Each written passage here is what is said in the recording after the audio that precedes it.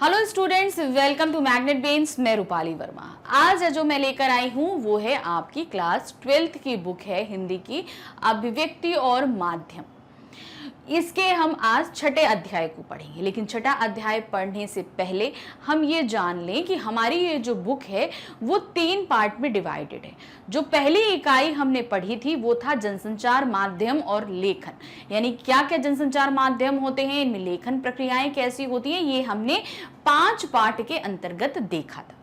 अब दूसरी जो हमारी इकाई है, यानी हमारा सेकंड पार्ट जो उस बुक का है, वो है सृजनात्मक लेखन।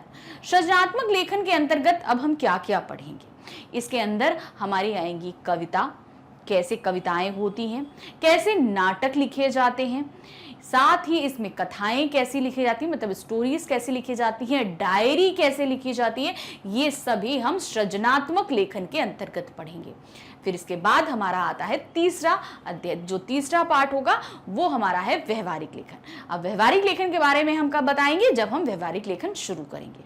तो अब जो हम शुरू करने जा रहे हैं वो है हमारा छठा अध्याय इस बुक का, कैसे बनती है कविता, यानी कविताएं कैसी लिखी जाती हैं, कैसे कितने प्रकार की होती हैं, क्या क्या चीजें हमें ध्यान रखनी होती हैं, ये सब चीजें हम इस पाठ के अंतर्गत देखेंगे। तो क्या है, कैसे बनती है कविता। आज की जिंदगी में कविता की जरूरत है, पहले से कहीं ज्यादा, लेकिन जिंदगी से कविता सुकून की तरह गायब हो गई है। लोग कविताओं की तलाश कर रहे हैं, कविता लिखने का फॉर्मूला खोज रहे हैं। इसे कविताओं के प्रति इजहार मोहब्बत कहा जा सकता है। कहने का मतलब है आज सभी व्यक्तियों के जीवन में कविता की सख्त आवश्यकता है। क्यों है? कभी बहुत ज्यादा परेशान हुई है या आप बहुत ज्यादा फ्रस्ट्रेटेड हुई है, कोई काम आपसे बन नहीं रहा है, कुछ नहीं हो रहा है, तो आप कभी भी कोई एक कविता पढ़कर देखिएगा, आपके दिमाग को कितनी जल्दी सुकून मिलेगा। तो वही सुकून जो आजकल हमारे जीवन से गायब हो चुका है। क्यों नहीं है? हम दौड़ते भागते हर समय सिर्फ काम करते रहना चाहते हैं, और नतीजा क्या होता है उसका, कि हमें कहीं सुकून नहीं मिलता। तो जब सुकून हमारे जीवन में नहीं है तो उसी तरह हमारे जीवन से वो कविताएं भी गायब हो गई।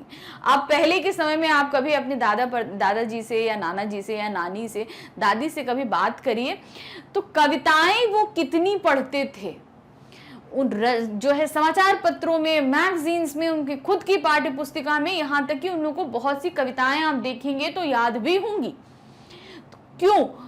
उनके जीवन में कविताओं का बहुत महत्व था। लेकिन आज हम इतना ज्यादा भाग दौड़ में व्यस्त हो चुके हैं कि वो कविताएं हमसे कहीं ना कहीं गायब हो चुकी हैं। अब गायब हो गई तो सुकून भी नहीं है। हम सभी उन कविताओं को ढूंढ रहे हैं, कहाँ पढ़ें, कैसे पढ़ें, किस तरीके से हम उनको अपने जीवन में लेकर आए। तो एक तरीके से हम ये देख सकते हैं हमारी ये कविता के लिए खोज क्या है, इजहार मोहब्बत। इजहार मोहब्बत किसके प्रति है? कविता के प्रति। हम कविता हमसे मिल जाए तो हम अपनी मोहब्बत का इजहार उससे कर दें कि हम तुम्हें कितनी शिद्दत से ढूंढ रहे थे और आज तुम हमको मिल गई हो। तो कविता हमारे जीवन के लिए बहुत जरूरी होती है। कभी कभी ऐसा लगता है कविता के फॉर्मूले की खोज लिखने के बियाबान में खो जाती है, यानी कि जो उसका लिखने का जो फॉर्मूला है वो हम सब कहीं ना कहीं भूल गए। बियाबान मतलब कहीं एकदम सन्नाटा, सुनसान एरिया, वो कहीं वहां पर खो चुकी है। लिखने का काम श्रम साध्य है, यानी कि जब हम साधना का श्रम करते हैं, यानी कि बहुत एकाग्र होकर जब हम सोचते हैं, सोचने का जो श्रम करते हैं, जो कार्य करते हैं, तब कहीं जाकर कविता बनती है। मेहनत मांगता है, यानी कि उसमें हमें मेहनत करनी पड़ती है, शारीरिक तौर पे नहीं, दिमागी, जहनी तौर पे, दिमागी तौर पे हर तरीके से हमें मेहनत करनी पड़ती है। धैर्य मांगता है, यानी कि धीरज रखिए। छोटी छोटी बातों को भावनाओं की नजर से देखने की दरकार है। कहने का मतलब कोई भी चीज है उसमें आप फीलिंग्स ढूंढिए, जो आजकल के लोगों में बहुत कम बची है। अगर कहीं एक फूल खिला है तो उस फूल को देखिए, वो खिलने पर कितना खुश है, उसके खिलने से आसपास का वातावरण कितना खुश हो गया। अब इसको आप कैसे समझोगे? आपने अपनी बालकनी में कई सारे पौधे लगा रखे हैं, सपोज अपनी गार्डन में लगा रखे, कहीं पे भी लगा रखे, उसमें एक नन्हा सा फूल खिले तो आप देख के कितना खुश होते हो। तो सोचो वो फूल जब खिलता है तो उसे कितनी खुशी होती होगी। बस उसी भावना को आपको अपने अंदर महसूस करना है, कविता अपने आप जन्म ले लेगी।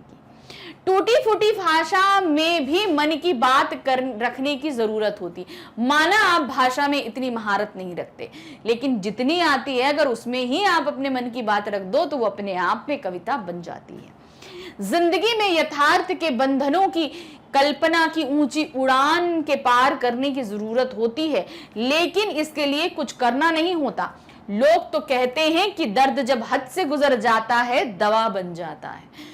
तो यहाँ कहने का तात्पर्य क्या है कि हम अपनी प्रैक्टिकल लाइफ में इतना ज्यादा उलझ चुके हैं, हमें उस अपनी लाइफ से ऊपर उठना है, तब कहीं जाकर कविता हमारे अंदर से गुजरेगी। तो ये प्रैक्टिकल लाइफ में हमको इतनी तकलीफ होती है कि हम उसी को ही सुलझाने सब में करने लग जाते हैं। तो अब देखिए इसी प्रैक्टिकल लाइफ पे कितनी अच्छी लाइन है कि दर्द जब हद से गुजर जाता है तो दवा बन जाता है। तो इन दो लाइनों में ही देखिए कितनी खूबसूरत बात आ गई और कितनी प्रैक्टिकल बात है और कितनी सच है, लेकिन कविता है। तो कहने का मतलब है आपको हर जगह कविता मिल जाएगी, बस बयान ब्याजी आपको आनी चाहिए कि आप कैसे उसको बयां करते हैं। जीवन में जब सवालों का तूफान उठने लगता है, मोहब्बत की भावनाएं उफान मारने लगती हैं, अंदर कुछ कहने की लालसा होती है, तो शब्दों के अभाव को पूरा करने के लिए कविता का आवरण होता है। मतलब कहने का है जब हमारे जीवन में बहुत ज्यादा उथल पुथल हो तो तब हमारे मन के अंदर जो भावनाएं होती हैं उनमें अपने आप लयबद्धता आ जाती है, अपने आप तुक निकल आते हैं और कविता बन जाती है।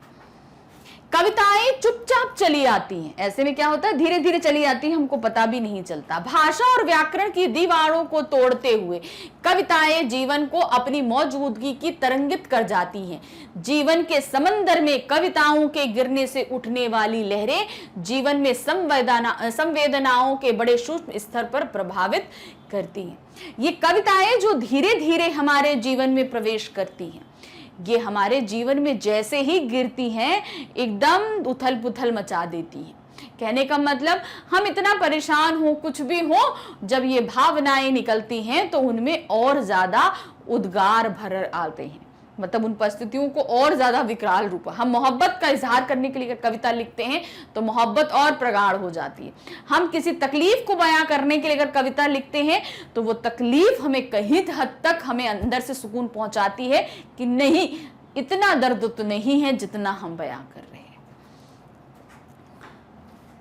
कविताएं जिंदगी का नजरे आईना बन जाती हैं, यानी कि जो कविता लिखता है उसकी जिंदगी का इजहार हो जाती हैं वो कविताएं। कहने का तात्पर्य होता है आप किसी भी लेखक की कविताएं उठा लीजिए, वो जिस दौर से गुजर रहा है वो चीज उसके जीवन में आए, उसकी कविताओं में उसकी झलक हमें मिलेंगी ही मिलेंगी। आप अगर अंग्रेजों शासन के दौरान अगर किसी कवि को देखोगे तो अंग्रेजों की प्रताड़ना आपको दिखाई देगी। स्वतंत्रता के समय की अगर देखोगे लड़ाई तो उसके स्वतंत्रता संग्राम की कुछ कविताएं आपको दिखाई देंगी। तो ये है उसके अपने निजी जीवन में अगर कोई उथल पुथल है तो वो भी आपको कविताओं में दिखाई देगी। तो आप अगर देखेंगे कोई भी कविता आप कभी पढ़िए तो उस कवि के बारे में अगर एक बार जान लोगे ना तो उससे रिलेटेड आप समझ जाओगे वो किन चीजों से रिलेटेड वो कविताएं लिख रहा है। तो मतलब आपकी जिंदगी का एक आईना होती है ये कविताएं कि आपके जीवन में क्या चीज गुजर रही है, आप उसी से रिलेटेड कविताएं लिखोगे तो वो तुरंत पता चल जाती है। लेकिन कविताएं लिखने की शुरुआत भले तुकबंदी के फॉर्मूले से होती हो, लेकिन धीरे धीरे छोटी छोटी बातों को लयात्मक अंदाज में गुनने बुनने और साझा करने से भी कविताओं के बनने का सिलसिला शुरू हो जाता है। तो कहने का मतलब है कि जरूरी नहीं तुक ही हो, कुछ चीजों को अगर हम लयबद्ध तरीके से लिख दें आपस में गठजोड़ करते हुए तो भी वो कविताएं बन जाती हैं। इसीलिए कविताएं दो तरीके होती हैं, तुकांत अतुकांत, अभी जो हम आगे पढ़ेंगे। कविताओं की शुरुआत के साथ साथ इनके रूठने का दौर भी जीवन में आता है, यानी जैसे कविताएं आती हैं वैसे ही रूठने का दौर भी आता है कि कविताएं हमारे जीवन से चली भी जाती हैं। ऐसे में कविताएं जीवन से रूठ जाती हैं और ना जाने किस लोक में चली जाती हैं, हमें वास्तविकता की दुनिया में अकेला छोड़कर। फॉर्मूला 1 के रेस सरीकी जिंदगी की दौड़ में शामिल होने के बाद धीरे धीरे कविताएं मानो लुप्त होने लगती हैं। ये कविताएं जीवन की खिड़की की तरह होती हैं। तो इन्होंने बताया जैसे आप जीवन में मोहब्बत करते हो, कविताएं अपने आप आती हैं, लेकिन जैसे ही हम ये जीवन के यथार्थ में आते हैं, आपाधापी में पढ़ते हैं, अपनी प्रैक्टिकल लाइफ में आते हैं, उस मोहब्बत से निकल के, तो ये जो जीवन है वो फॉर्मूला 1 की रेसिंग की रफ्तार से भागती है और ये कविता कहीं गायब हो जाती है। हम ढूंढ ही नहीं पाते अपने जीवन की उस लय को, कहीं इधर उधर ही भटकते रह जाते हैं। जो जीवन में नए विचारों की आवाजाही की प्रक्रिया को निरंतरता देती है, जीवन में संवेदनशीलता को स्थान देती है, भावनाओं को तर्क से बेपरवाह होकर जीने का हौसला देती है, लेकिन कविताओं की दुनिया भाषाओं के व्याकरण के अतिक्रमण करते हुए अभिव्यक्ति के तमाम रास्तों को खोलती है। तो अब इन्होंने क्या बताया, जीवन में हमें जीने की सीख कहीं ना कहीं किसी हद तक ये कविताएं देती हैं, लेकिन क्या होता है, लेकिन कविताओं की दुनिया भाषाओं के व्याकरण के अतिक्रमण के करते हुए, कहने का मतलब है जो कविताएं हैं उसमें व्याकरण का इतना ज्यादा पैठ हो जाती है कि वो कविता कहीं मूल रूप गायब हो जाती है, उसके अभिव्यक्ति के तमाम रास्ते खोलती है। यानी कि जो कविताएं हैं वो हमें व्याकरण का रूप देती है और नई नई कविताओं के रास्ते खुल जाते हैं। कविताओं से आगे गद्य लेखन की दिशा में सारी प्रक्रिया आगे बढ़ती है। वर्तमान में कविताओं में लय का अभाव है, आज भी कविताओं में लय गायब है, संगीत गायब है, प्रवाह गायब है। यह जिनके पास बचा है वह उनके जीवन और सोच की मौजूद संगीत और कल्पना की वजह से है। तो ये देखा गया है अभी वर्तमान समय में जो कविताएं लिखी जा रही हैं उनमें लय, संगीत और भावनाएं कहीं हद तक गायब है। क्यों? क्योंकि ये सिर्फ लिखी जा रही है, महसूस नहीं करी जा रही। तो वो जो लयबद्धता है वो कविताओं से इसलिए गायब है क्योंकि आपके जीवन से जो लेखक लिख रहे हैं उनके जीवन से ही वो लय गायब है, इसलिए कविताओं में लय नहीं है, संगीत भी नहीं है। अगर सच कहा जाए तो लिखने का फॉर्मूला खोजना गुलजार बनने का टेक्निक तलाशने जैसे ही है। मतलब हम कविताएं लिखे कैसे, अगर हम इसकी टेक्निक ढूंढें तो ये कहा जाएगा आप गुलजार बनने की टेक्निक ढूंढ रहे हैं। भाई गुलजार जी बहुत अच्छा लिखते हैं, तो वही चीज बोला है कि अगर आप कविता लिखने का फॉर्मूला ढूंढ रहे हैं तो एक तरीके से आप क्या कर रहे हैं, आप गुलजार बनने की टेक्निक को खोज रहे हैं। अगर लिखने का शौक है तो लिखते चलिए, अपनी भावनाओं को शब्द देते चलिए। हो सकता है कविताओं की नजरे इनायत आप पर पड़ ही जाए। तो कहने का मतलब है आप फॉर्मूला मत खोजिए कि कैसे कविता बननी है। अगर आपको लिखने का शौक है तो बस लिखिए और देखिए एक दिन कविता आप पे खुद ब खुद अपनी इनायत कर देगी और आप अपने आप ही कविताएं लिखना शुरू कर देंगे। इस सफर पर चलने वालों के सीखने का सिलसिला जारी रहता है। मतलब कहने का उनका तात्पर्य है कि अगर आपको कविता करने का शौक है तो माना आप कविता नहीं कर पाते लेकिन गद्य लेखन तो कर लेते हैं ना, तो आप गद्य लेखन ही लिखिए। गद्य लेखन लिखते लिखते आप कब कविता करने लगेंगे आपको पता ही नहीं चलेगा। तो गद्य लेखन सिर्फ एक शुरुआत होती है लिखने की, और कविता अपने आप, क्योंकि हम गद्य लेखन लिखेंगे तो धीरे धीरे हमारे अंदर वो नॉलेज बढ़ती जाएगी लिखने की, शब्दों की पकड़ की, भावनाओं के पकड़ की, विचारों की अभिव्यक्ति की। जो हमारे अंदर टेक्निक होनी चाहिए वो धीरे धीरे डेवलप हो जाएगी और धीरे धीरे ऐसे ही हम कविता भी लिखने लगते हैं। इसी तरह सीखने के सिलसिले में पढ़ना भी शामिल है और लोगों से संवाद भी, जो लेखन के इस सफर को कविताओं तक ले जाता है, जो कभी कविताओं से आगे भी है। तो कहने का यहां मतलब है कि आप अगर लिखना चाहते हो तो पहले पढ़ना भी सीखो।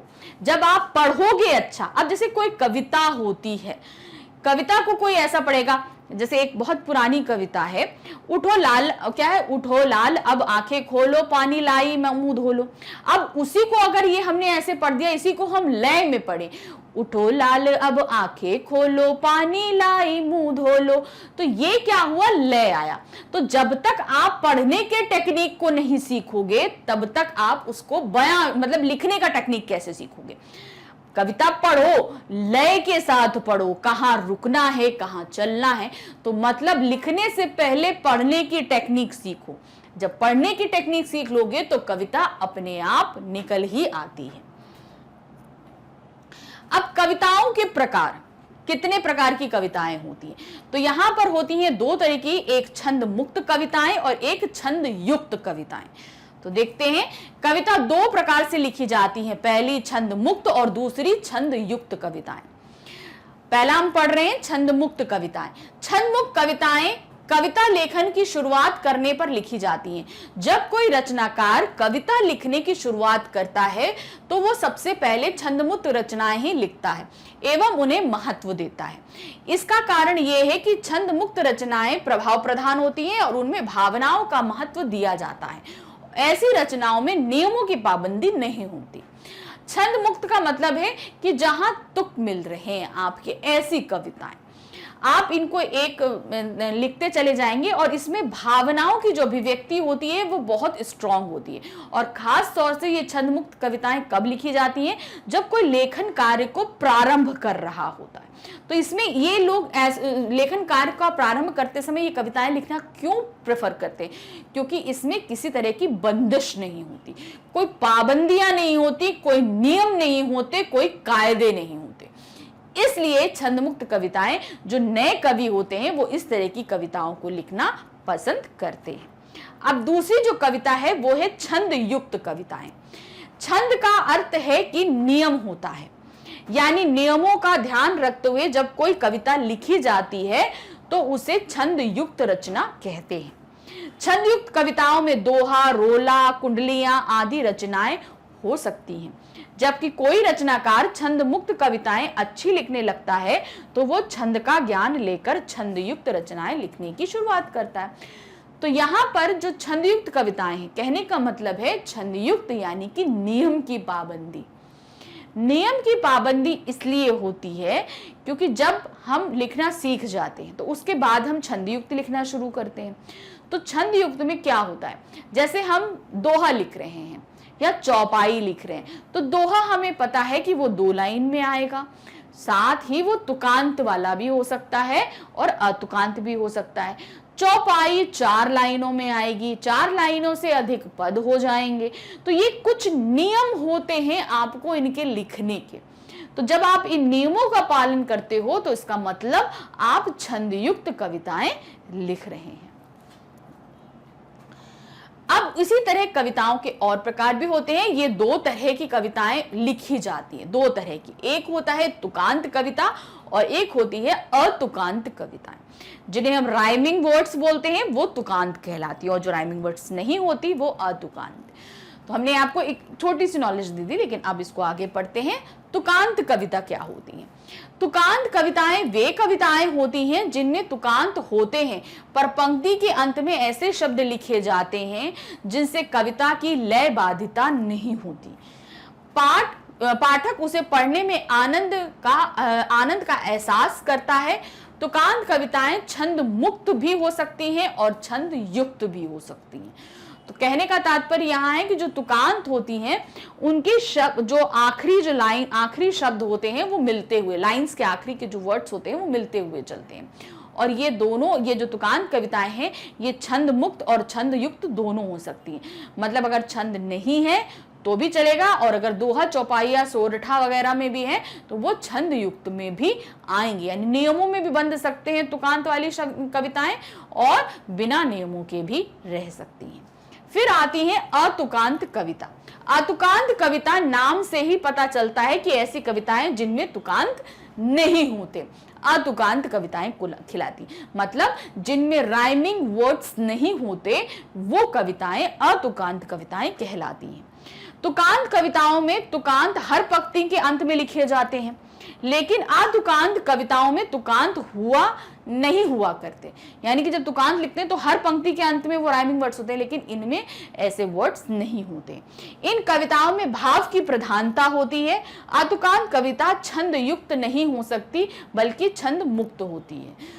तो जो अतुकांत वाली कविता होती है ये छंद युक्त नहीं हो सकती, ये हमेशा क्या होती है, छंद मुक्त ही होती है। यानी कि इनमें किसी तरह के नियम कायदे लागू नहीं होते हैं अतुकांत वाले में। तो ये चीजें होती हैं। तो छंद जो अतुकांत होती हैं वो छंद मुक्त कविताएं होती हैं। अब आते हैं कविता के प्रमुख घटक। क्या क्या घटक होते हैं, क्या क्या चीजें होती हैं, ये जानेंगे। कविता के कुछ प्रमुख घटक क्या हैं? कविता भाषा में होती है, इसलिए भाषा का सम्यक ज्ञान जरूरी है। कविता जो हम लिखते हैं वो भाषा, कोई भी भाषा आप ले लो, तो वो भाषा का समय का ज्ञान, क्या समय है। अब जैसे हम अगर हिंदी भाषा का लें तो पहले संस्कृत थी, फिर प्राकृत भाषा आई, प्राकृत भाषा से आई, फिर उसके बाद धीरे धीरे हिंदी का स्वरूप बदला। तो इस तरीके से अब जैसे इस समय है, अगर हम इस समय देखें तो हम इंग्लिश हिंदी नहीं पढ़ रहे हैं, हिंदी में इंग्लिश भी वर्ड मिले हुए हैं, शुद्ध हिंदी नहीं है। तो इस समय सम्यक हिंदी का जो सम्यक ज्ञान है वो हमारे पास होना जरूरी है कि इस समय कौन सी समय चल रहा है, जो भाषा हम लिख रहे हैं वो इस समय में किस तरीके से प्रचलित है। भाषा शब्दों से बनती है, शब्दों का एक विन्यास होता है, मतलब एक दायरा होता है जिसे वाक्य कहा जाता है। यानी शब्दों को हम जब एक वाक्य में, उनका मतलब तभी होता है जब तक हम उनको एक दायरे में नहीं बांधे, अर्थात जब तक हम उन्हें वाक्य में नहीं बांधे। भाषा प्रचलित एवं सहज हो, पर संरचना ऐसी कि पाठक को नहीं लगे। मतलब सरल होनी चाहिए, सहज होनी चाहिए, लेकिन जैसे ही उसको पढ़े कोई व्यक्ति तो उसे लगे कि ये नई कविता है। कविता में संकेतों का बड़ा महत्व होता है, इसलिए चिन्हों, यहां तक कि दो पंक्तियों के बीच के खाली स्थान भी कुछ कह रहा होता है। कहने का मतलब उसमें जो चिन्ह लगे होते हैं, विराम, अल्प विराम, यहां तक कि खाली जो जगह होती है वो भी हमसे कुछ ना कुछ कहती है। इसलिए इन चिन्हों का और खाली जगहों का बहुत सावधानी पूर्वक हमें पालन करना चाहिए। वाक्य गठन की जो विशिष्ट प्रणालियां होती हैं उन्हें शैली कहा जाता है, इसलिए विभिन्न काव्य शैलियों का गान भी जरूरी है। तो कहने का मतलब है जो हम वाक्य गठन कर रहे हैं, यानी वाक्य का जो हम निर्माण कर रहे हैं उसे हम बोलते हैं शैली। तो इसलिए अलग अलग काव्य शैलियों का भी हमको ज्ञान होना चाहिए कि कौन सा अलंकार है, कौन सा रस है, ये सभी हमारी काव्य शैलियों के अंतर्गत आता है। छंद में अनुशासन की जानकारी से होकर गुजरना एक कवि के लिए जरूरी है। यानी कि जब हम छंद का इस्तेमाल करते हैं तो कितने तरह के छंद होते हैं, उनका कैसे रचना की जाती है, ये सब जानकारी एक कवि के पास में होनी चाहिए। तभी आंतरिक लय का निर्वाह संभव है, यानी कि तभी हम अपने अंदर की भावनाओं को प्रस्तुत कर सकते हैं। कविता छंद और मुक्त छंद दोनों में ही होती है। छंदबद्ध कविता के लिए छंद के बारे में बुनियादी जानकारी आवश्यक है ही, मुक्त छंद के लिखने के लिए भी इसका ज्ञान जरूरी है। यानी कि जब हम छंद युक्त लिख रहे हैं तो हमें तो पूरी जानकारी होनी चाहिए, लेकिन अगर हम छंद मुक्त भी लिख रहे हैं तो भी हमें छंदों की पूर्ण जानकारी होनी चाहिए, क्योंकि जब तक हम नहीं जानेंगे छंद क्या होते हैं तब तक हम छंद युक्त या छंद मुक्त किसी भी तरह की कविता लिख ही नहीं सकते। कविता समय विशेष की उपज होती है, यानी कि जिस समय जो चीज घट रही है बस उसी समय कविता। अब मान लीजिए सपोज हम एक चेयर पे बैठे हैं और हमारे सामने एक मक्खी उड़ने लगे, तो कविता करने वाला व्यक्ति तो उस मक्खी पे ही लिख देगा, है ना। कविता जो मक्खी क्या जाने कविता की उड़ान की, कविता कहां कहां जाती है और मक्खी कहीं वहां पहुंच नहीं पाती। तो ये तो बस सोचने भर की बात है। उसका स्वरूप समय के साथ साथ बदलता रहता है, अतः किसी समय विशेष को प्रचलित प्रवृत्तियों की ठीक ठीक जानकारी भी कविता की दुनिया में प्रवेश के लिए आवश्यक है। यानी कि समय के साथ कविता बदलती रहती है। मान लीजिए आज हमने कोई कुरीति प्रचलित है उस पर कविता लिख दी, लेकिन आगे आने वाले समय में तो वो उसका बदलाव हो जाएगा, उस समय बदल गया, परिवर्तित हो गया, दूसरी कुरीति आ गई तो हम उस पर लिखेंगे। तो इसलिए हमें समय का भी ज्ञान होना चाहिए। जिस समय में, अब आज के समय में हम मान लीजिए पिछले हम सती प्रथा के बारे में लिखें तो वो तो हो चुका ना। हम आज के समय के बारे में, आज के कवि हैं तो हम आज के बारे में लिखेंगे, आज की कविताओं के बारे में लिखेंगे, समय के बारे में लिखे कविताएं करेंगे। तो इसलिए हमें अपने समय में प्रचलित चीजों की जानकारी होनी चाहिए। कम से कम शब्दों में अपनी बात कह देगा, और कभी कभी दो शब्दों या दो वाक्यों के बीच कुछ अनकही छोड़ देना कवि की ताकत बन जाता है। मतलब कम से कम शब्दों का इस्तेमाल करिए, बहुत ज्यादा शब्दों का इस्तेमाल नहीं करना अपनी बात को अभिव्यक्त करने के लिए। और कभी कभी दो शब्दों या दो वाक्यों के बीच डिस्टेंस छोड़ देने पर भी कवि के भावों की अभिव्यक्ति हो जाती है कि कवि कहना क्या चाहता है, ये चीजें अपने आप। तो जो प्रथम प्रश्न हमारे सामने क्या है, आपने अनेक कविताएं पढ़ी होंगी, उनमें से आपको कौन सी कविता सबसे अच्छी लगी? लिखिए। यह भी बताइए कि आपको यह कविता क्यों अच्छी लगी। तो हमने यहाँ कविता लिखी है, जरूरी नहीं कि आप ये कविता लिखो, आपने बहुत सारी कविताएं पढ़ी होंगी, आप उनमें से कोई एक कविता लिखिए और साथ ही बताइए कि वो कविता आपको क्यों अच्छी लग रही है, कारण भी आपको बताना है। तो कैसे लिखेंगे, चलिए ये देखते हैं। तो मैंने अनेक कविताएं पढ़ी हैं, इनमें से मुझे जयशंकर प्रसाद जी की निम्नलिखित कविता सबसे अच्छी लगी है। कविता क्या है? अरुण यह मधुमय देश हमारा, जहां पहुंच अनजान क्षितिज को मिलता एक सहारा। सरस ताम रस गर्भ विभा पर नाच रही तरु सीखा मनोहर। छिटका जीवन हरियाली पर मंगल कुमकुम सारा। लघु सुर धनु में से पंख पसारे, शीतल मलय समीर सहारे। उड़ते खग जिस ओर मुंह किए, समझ नीड़ निज प्यारा। बरसाती आंखों के बादल बनते, जहां भरे करुणा जल। लहरी लखराती अनंत, टकराती अनंत की पाकर जहां किनारा। हेम कुंभ ले ऊषा सबेरे, भरती ढल खाती सुख मेरे। मंदिर उगते रहते जब, जग कर रजनी भर तारा। तो ये कविता हमने पढ़ी, देखी भी है, हमारे कोर्स में भी है, हमने तो भी पढ़ी है। तो अब इसके अलावा ये हमने कविता क्यों अच्छी लगी, कारण क्या है? मुझे ये कविता इसलिए अच्छी लगती है क्योंकि इसमें राष्ट्र के प्रति सम्मान का भाव व्यक्त किया गया है, हमारे अपने राष्ट्र का जो भाव है वो व्यक्त किया गया है। और मेरा भारतवर्ष को असीम प्राकृतिक सौंदर्य से परिपूर्ण देश बताया गया है, जहां सबका सदा स्वागत होता है। भाषा तत्सम प्रधान है, यानी यहाँ पर तत्सम शब्दों का इस्तेमाल किया गया है। संपूर्ण कविता में संगीत के झूमते हुए स्वर सुनाई देते हैं, मतलब ये लय युक्त कविता है इसलिए संगीत के स्वर सुनाई दे रहे हैं। प्रकृति का मानवीकरण किया गया है, यानी यहाँ पर जो अलंकार है देखेंगे मानवीकरण अलंकार है, क्योंकि यहाँ पर प्रकृति को मानव के रूप में प्रस्तुत किया गया, बहुत हद तक सिमिलैरिटीज दिखाई गई हैं। रूपक उपमा अनुप्रास अलंकार की छटा निरखती है, यानी कि मानवीकरण अलंकार के अलावा भी रूपक उपमा और अनुप्रास अलंकार जगह जगह हमें देखने को मिलते हैं। अब आते हैं हम प्रश्न 2 पे। प्रश्न 2 हमारा क्या है? आपके जीवन में अनेक ऐसी घटनाएं होंगी जिन्होंने आपके मन को छुआ होगा, उस अनुभूति को कविता के रूप में लिखने का प्रयास करिए। हमारे साथ अक्सर कुछ ना कुछ घटता रहता है, अगर उसी को हम कविता के रूप में ढालें तो कोशिश जरूर करिएगा। देखिए क्योंकि हम पाठ पढ़ रहे हैं इसलिए नहीं, क्योंकि आपको एक नई चीज सीखने को मिलेगी, इसलिए हम आपसे कह रहे हैं कि आप कोशिश करिएगा कविता लिखने की। हमारे साथ जो घटना घटी हमने उसको कविता में प्रस्तुत कर रहे हैं, आप भी कोशिश करिएगा आपके साथ घटी घटना को कविता में बनाने के लिए। क्या दिया है? जेठ की तपती दोपहरी में एक रिक्शा वाले को रिक्शा चलाते देखकर मन में उत्पन्न भावों को कविता के रूप में इस प्रकार से प्रस्तुत किया जा सकता है। जेठ का महीना मतलब कि आप मान लीजिए मई जून का महीना, एकदम तेज धूप, उसमें कोई रिक्शा वाला रिक्शा चला रहा है तो किस तरीके से वो होगा, उसको हमने यहाँ पर व्यक्त किया। वह आता चिल्लाता रिक्शा वाला, जीर्ण वसन मलिन तन, धूल विमर्दित पग नगन। बिखरे केश सिर जलन, बहते श्वेत रक्त तन। ठठरी सा गात और पेट पीठ से चिपकाता वह आता, तप्त तवेसी तपती भू।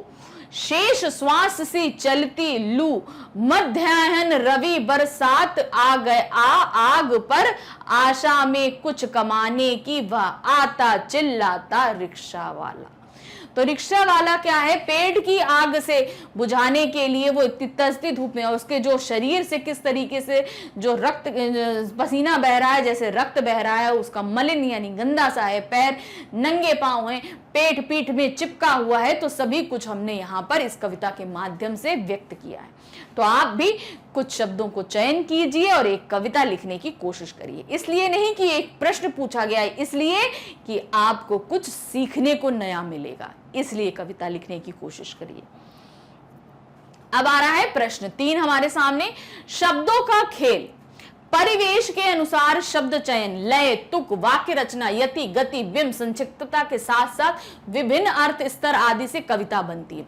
अब कविता क्यों बनती है? हम नए नए शब्दों का चयन करते हैं, नए नए बिंबों को लेते हैं, बहुत सी चीजों के साथ एक कविता का निर्माण तो हम कर देते हैं। जैसा यहाँ पे होगा, दी गई कविता में इनकी पहचान कर शब्दों से लिखें। हमें इन सारी चीजों को पहचानना है और उसे एक पैराग्राफ में हमें लिखना है। तो कविता क्या है? एक जनता का दुख एक, हवा में उड़ती पताकाएं अनेक, दैन्य दारव क्रूर स्थिति, कंगाल बुद्धि मजूर घर भर, एक जनता का अमर वर, एकता का स्वर, अन्यथा स्वतंत्र इति। तो ये एक कविता हमारे सामने प्रस्तुत की गई है। अब हम इनको इन्हीं बिंबों के आधार पर व्यक्त करेंगे। क्या है? कभी नहीं आधुनिक काव्य शिल्प का प्रयोग करते हुए भाव जगत में गागर में सागर भरने का सफल प्रयोग किया है। मतलब यहाँ पे कम शब्दों में बहुत बड़ी बात कही गई है। यहाँ पर पताकाएं मतलब अलग अलग राजनीति इस तरह पे है, लेकिन लोगों की स्थिति बहुत जीर्ण शीर्ण बनी हुई। शब्द चयन के उचित प्रयोग ने जनता की पीड़ा और व्यथा को ही प्रकट नहीं किया है, बल्कि उसकी व्यवस्था और विद्रोह को भी वाणी प्रदान की है। मतलब यहाँ पर लोगों की दशा ही नहीं प्रदर्शित कर रही है कविता, बल्कि वो विद्रोह के स्वर भी जो जनता कर रही है वो भी यहाँ पर बयां हो रही है। मतलब गागर में सागर, मतलब कम शब्दों में बहुत बड़ी बात कहने की करी गई है। कवि ने जनता को एक विशेषण की प्रमुखता और असहायता को प्रकट किया है। मतलब उसके अंदर कुछ क्वालिटीज भी है मगर वो असहाय भी है। हवा में उड़ती पताकाएं उसके विरोध का प्रतीक है। इसमें गतिशील बिंब योजना की गई है, यानी गतिशील यानी परिवर्तन, कोई चीज परिवर्तित हो रहा है वो बिंब प्रदर्शित किया गया। अब बिंब कई तरीके के होते हैं, द्रव्य होते हैं, श्रव्य होते हैं, कई तरह, कोई चीज हमें दिखाई जा रही है, कोई चीज हमें सुनाई जा रही है, जैसे मोटर की टर टर, तो ये क्या होगा? श्रव्य बिंब होगा। अगर हम ये बोलेंगे क्या उड़ती हुई पताका, तो यहां पर क्या है? दृश्य बिंब आ रहा है। अगर कोई चीज बदलती हुई है तो वो गतिशील बिंब होगा। अनेक शब्द का विशेष अर्थ है। असहाय और पीड़ितों की संख्या बहुत बड़ी है। दैन्य दारव क्रूर स्थिति, कंगाल बुद्धि संक्षिप्त होने पर भी अपने भीतर व्यापकता के भावों को बटोरे है। मतलब ये शब्द कम है लेकिन अगर इनके अर्थों में जाएं तो बहुत बड़ा अर्थ निकलता है इन सब चीजों का। अन्यथा स्वातंत्र इति में लाक्षणिकता विद्यमान है। लाक्षणिकता मतलब किसी चीज का लक्षण बताया जा रहा है कि अंत में अगर वो विरोध कर देंगे तो स्वतंत्रता के साथ ही इति यानी कि शुभारंभ होगा, जो बोध कराती है कि भूखे नंगे व्यक्ति के लिए स्वतंत्रता का कोई अर्थ नहीं है। वह इंसान के लिए तभी महत्वपूर्ण हो सकती है जब उसका पेट भरा हो। यानी कि स्वतंत्रता की शुरुआत तो हो गई लेकिन भूखे नंगे व्यक्तियों के लिए वो नहीं है, क्योंकि अगर उनके लिए स्वतंत्रता का अर्थ तभी है जब उनका पेट भर जाए। अगर पेट नहीं भरा तो उनके लिए स्वतंत्रता बिल्कुल व्यर्थ है। तत्सम शब्दावली की अधिकता है। अतुकांत छंद का प्रयोग होने पर भी भागवत लयात्मकता की सृष्टि हुई है। तुक का स्वाभाविक प्रयोग एक स्थान पर किया गया है। तो मतलब यहां पर लयात्मकता है, यानी कि लय के साथ चीजों को बताई गई है। भावनाएं प्रधान है, इसके अंदर भावनाओं को सबसे उच्च रखा गया है। शब्दों का चयन भावनाओं के हिसाब से किया गया है। तो ये सभी बिंबों के अनुसार हमने यहाँ पर इस जरा सी कविता को प्रदर्शित किया। कविता का जन्म किस परंपरा के रूप में हुआ था? कौन सी ऐसी परंपरा थी जिसके रूप में हमारी जो है कविता बन गई? वाचिक रूप में, लिखित रूप में, यांत्रिक रूप में या उपर्युक्त तीनों रूपों में? तो क्या हुआ था? कविता का जन्म हुआ था वाचिक रूप में। वाचिक मतलब जब हम वाचते हैं, वाचने का मतलब कहते हैं। आप देखते हैं ना पंडित लोग जो हैं बोलते हैं, चीजों को, मंत्रों का उच्चारण सब करते हैं। तो क्या हुआ, उन लोगों ने बोलना शुरू किया। तो पहले लय कम थी, चीजों को बोला, कविता को तुकांत मिलाकर हम बोलना शुरू हमने कर दिया था। तो वो कौन सा रूप कहलाया, वो हमारा कहलाया वाचिक रूप कहलाया। तो कविता का जन्म किस परंपरा के रूप में हुआ था, एक वाचिक के रूप में हुआ था। अब है क्वेश्चन नंबर 2। क्वेश्चन नंबर 2 है प्ले विद द वर्ड्स किसने कहा था, ये शब्द किसने बोले थे, प्ले विद द वर्ड्स। कविता क्या है, आप वो शब्दों के साथ खेलिए, ये बोला किसने था, थीट्स ने, शेक्सपियर, मिल्टन या WH ऑर्डेन ने। तो किसने बोला था, ये WH ऑर्डेन ने बोला था।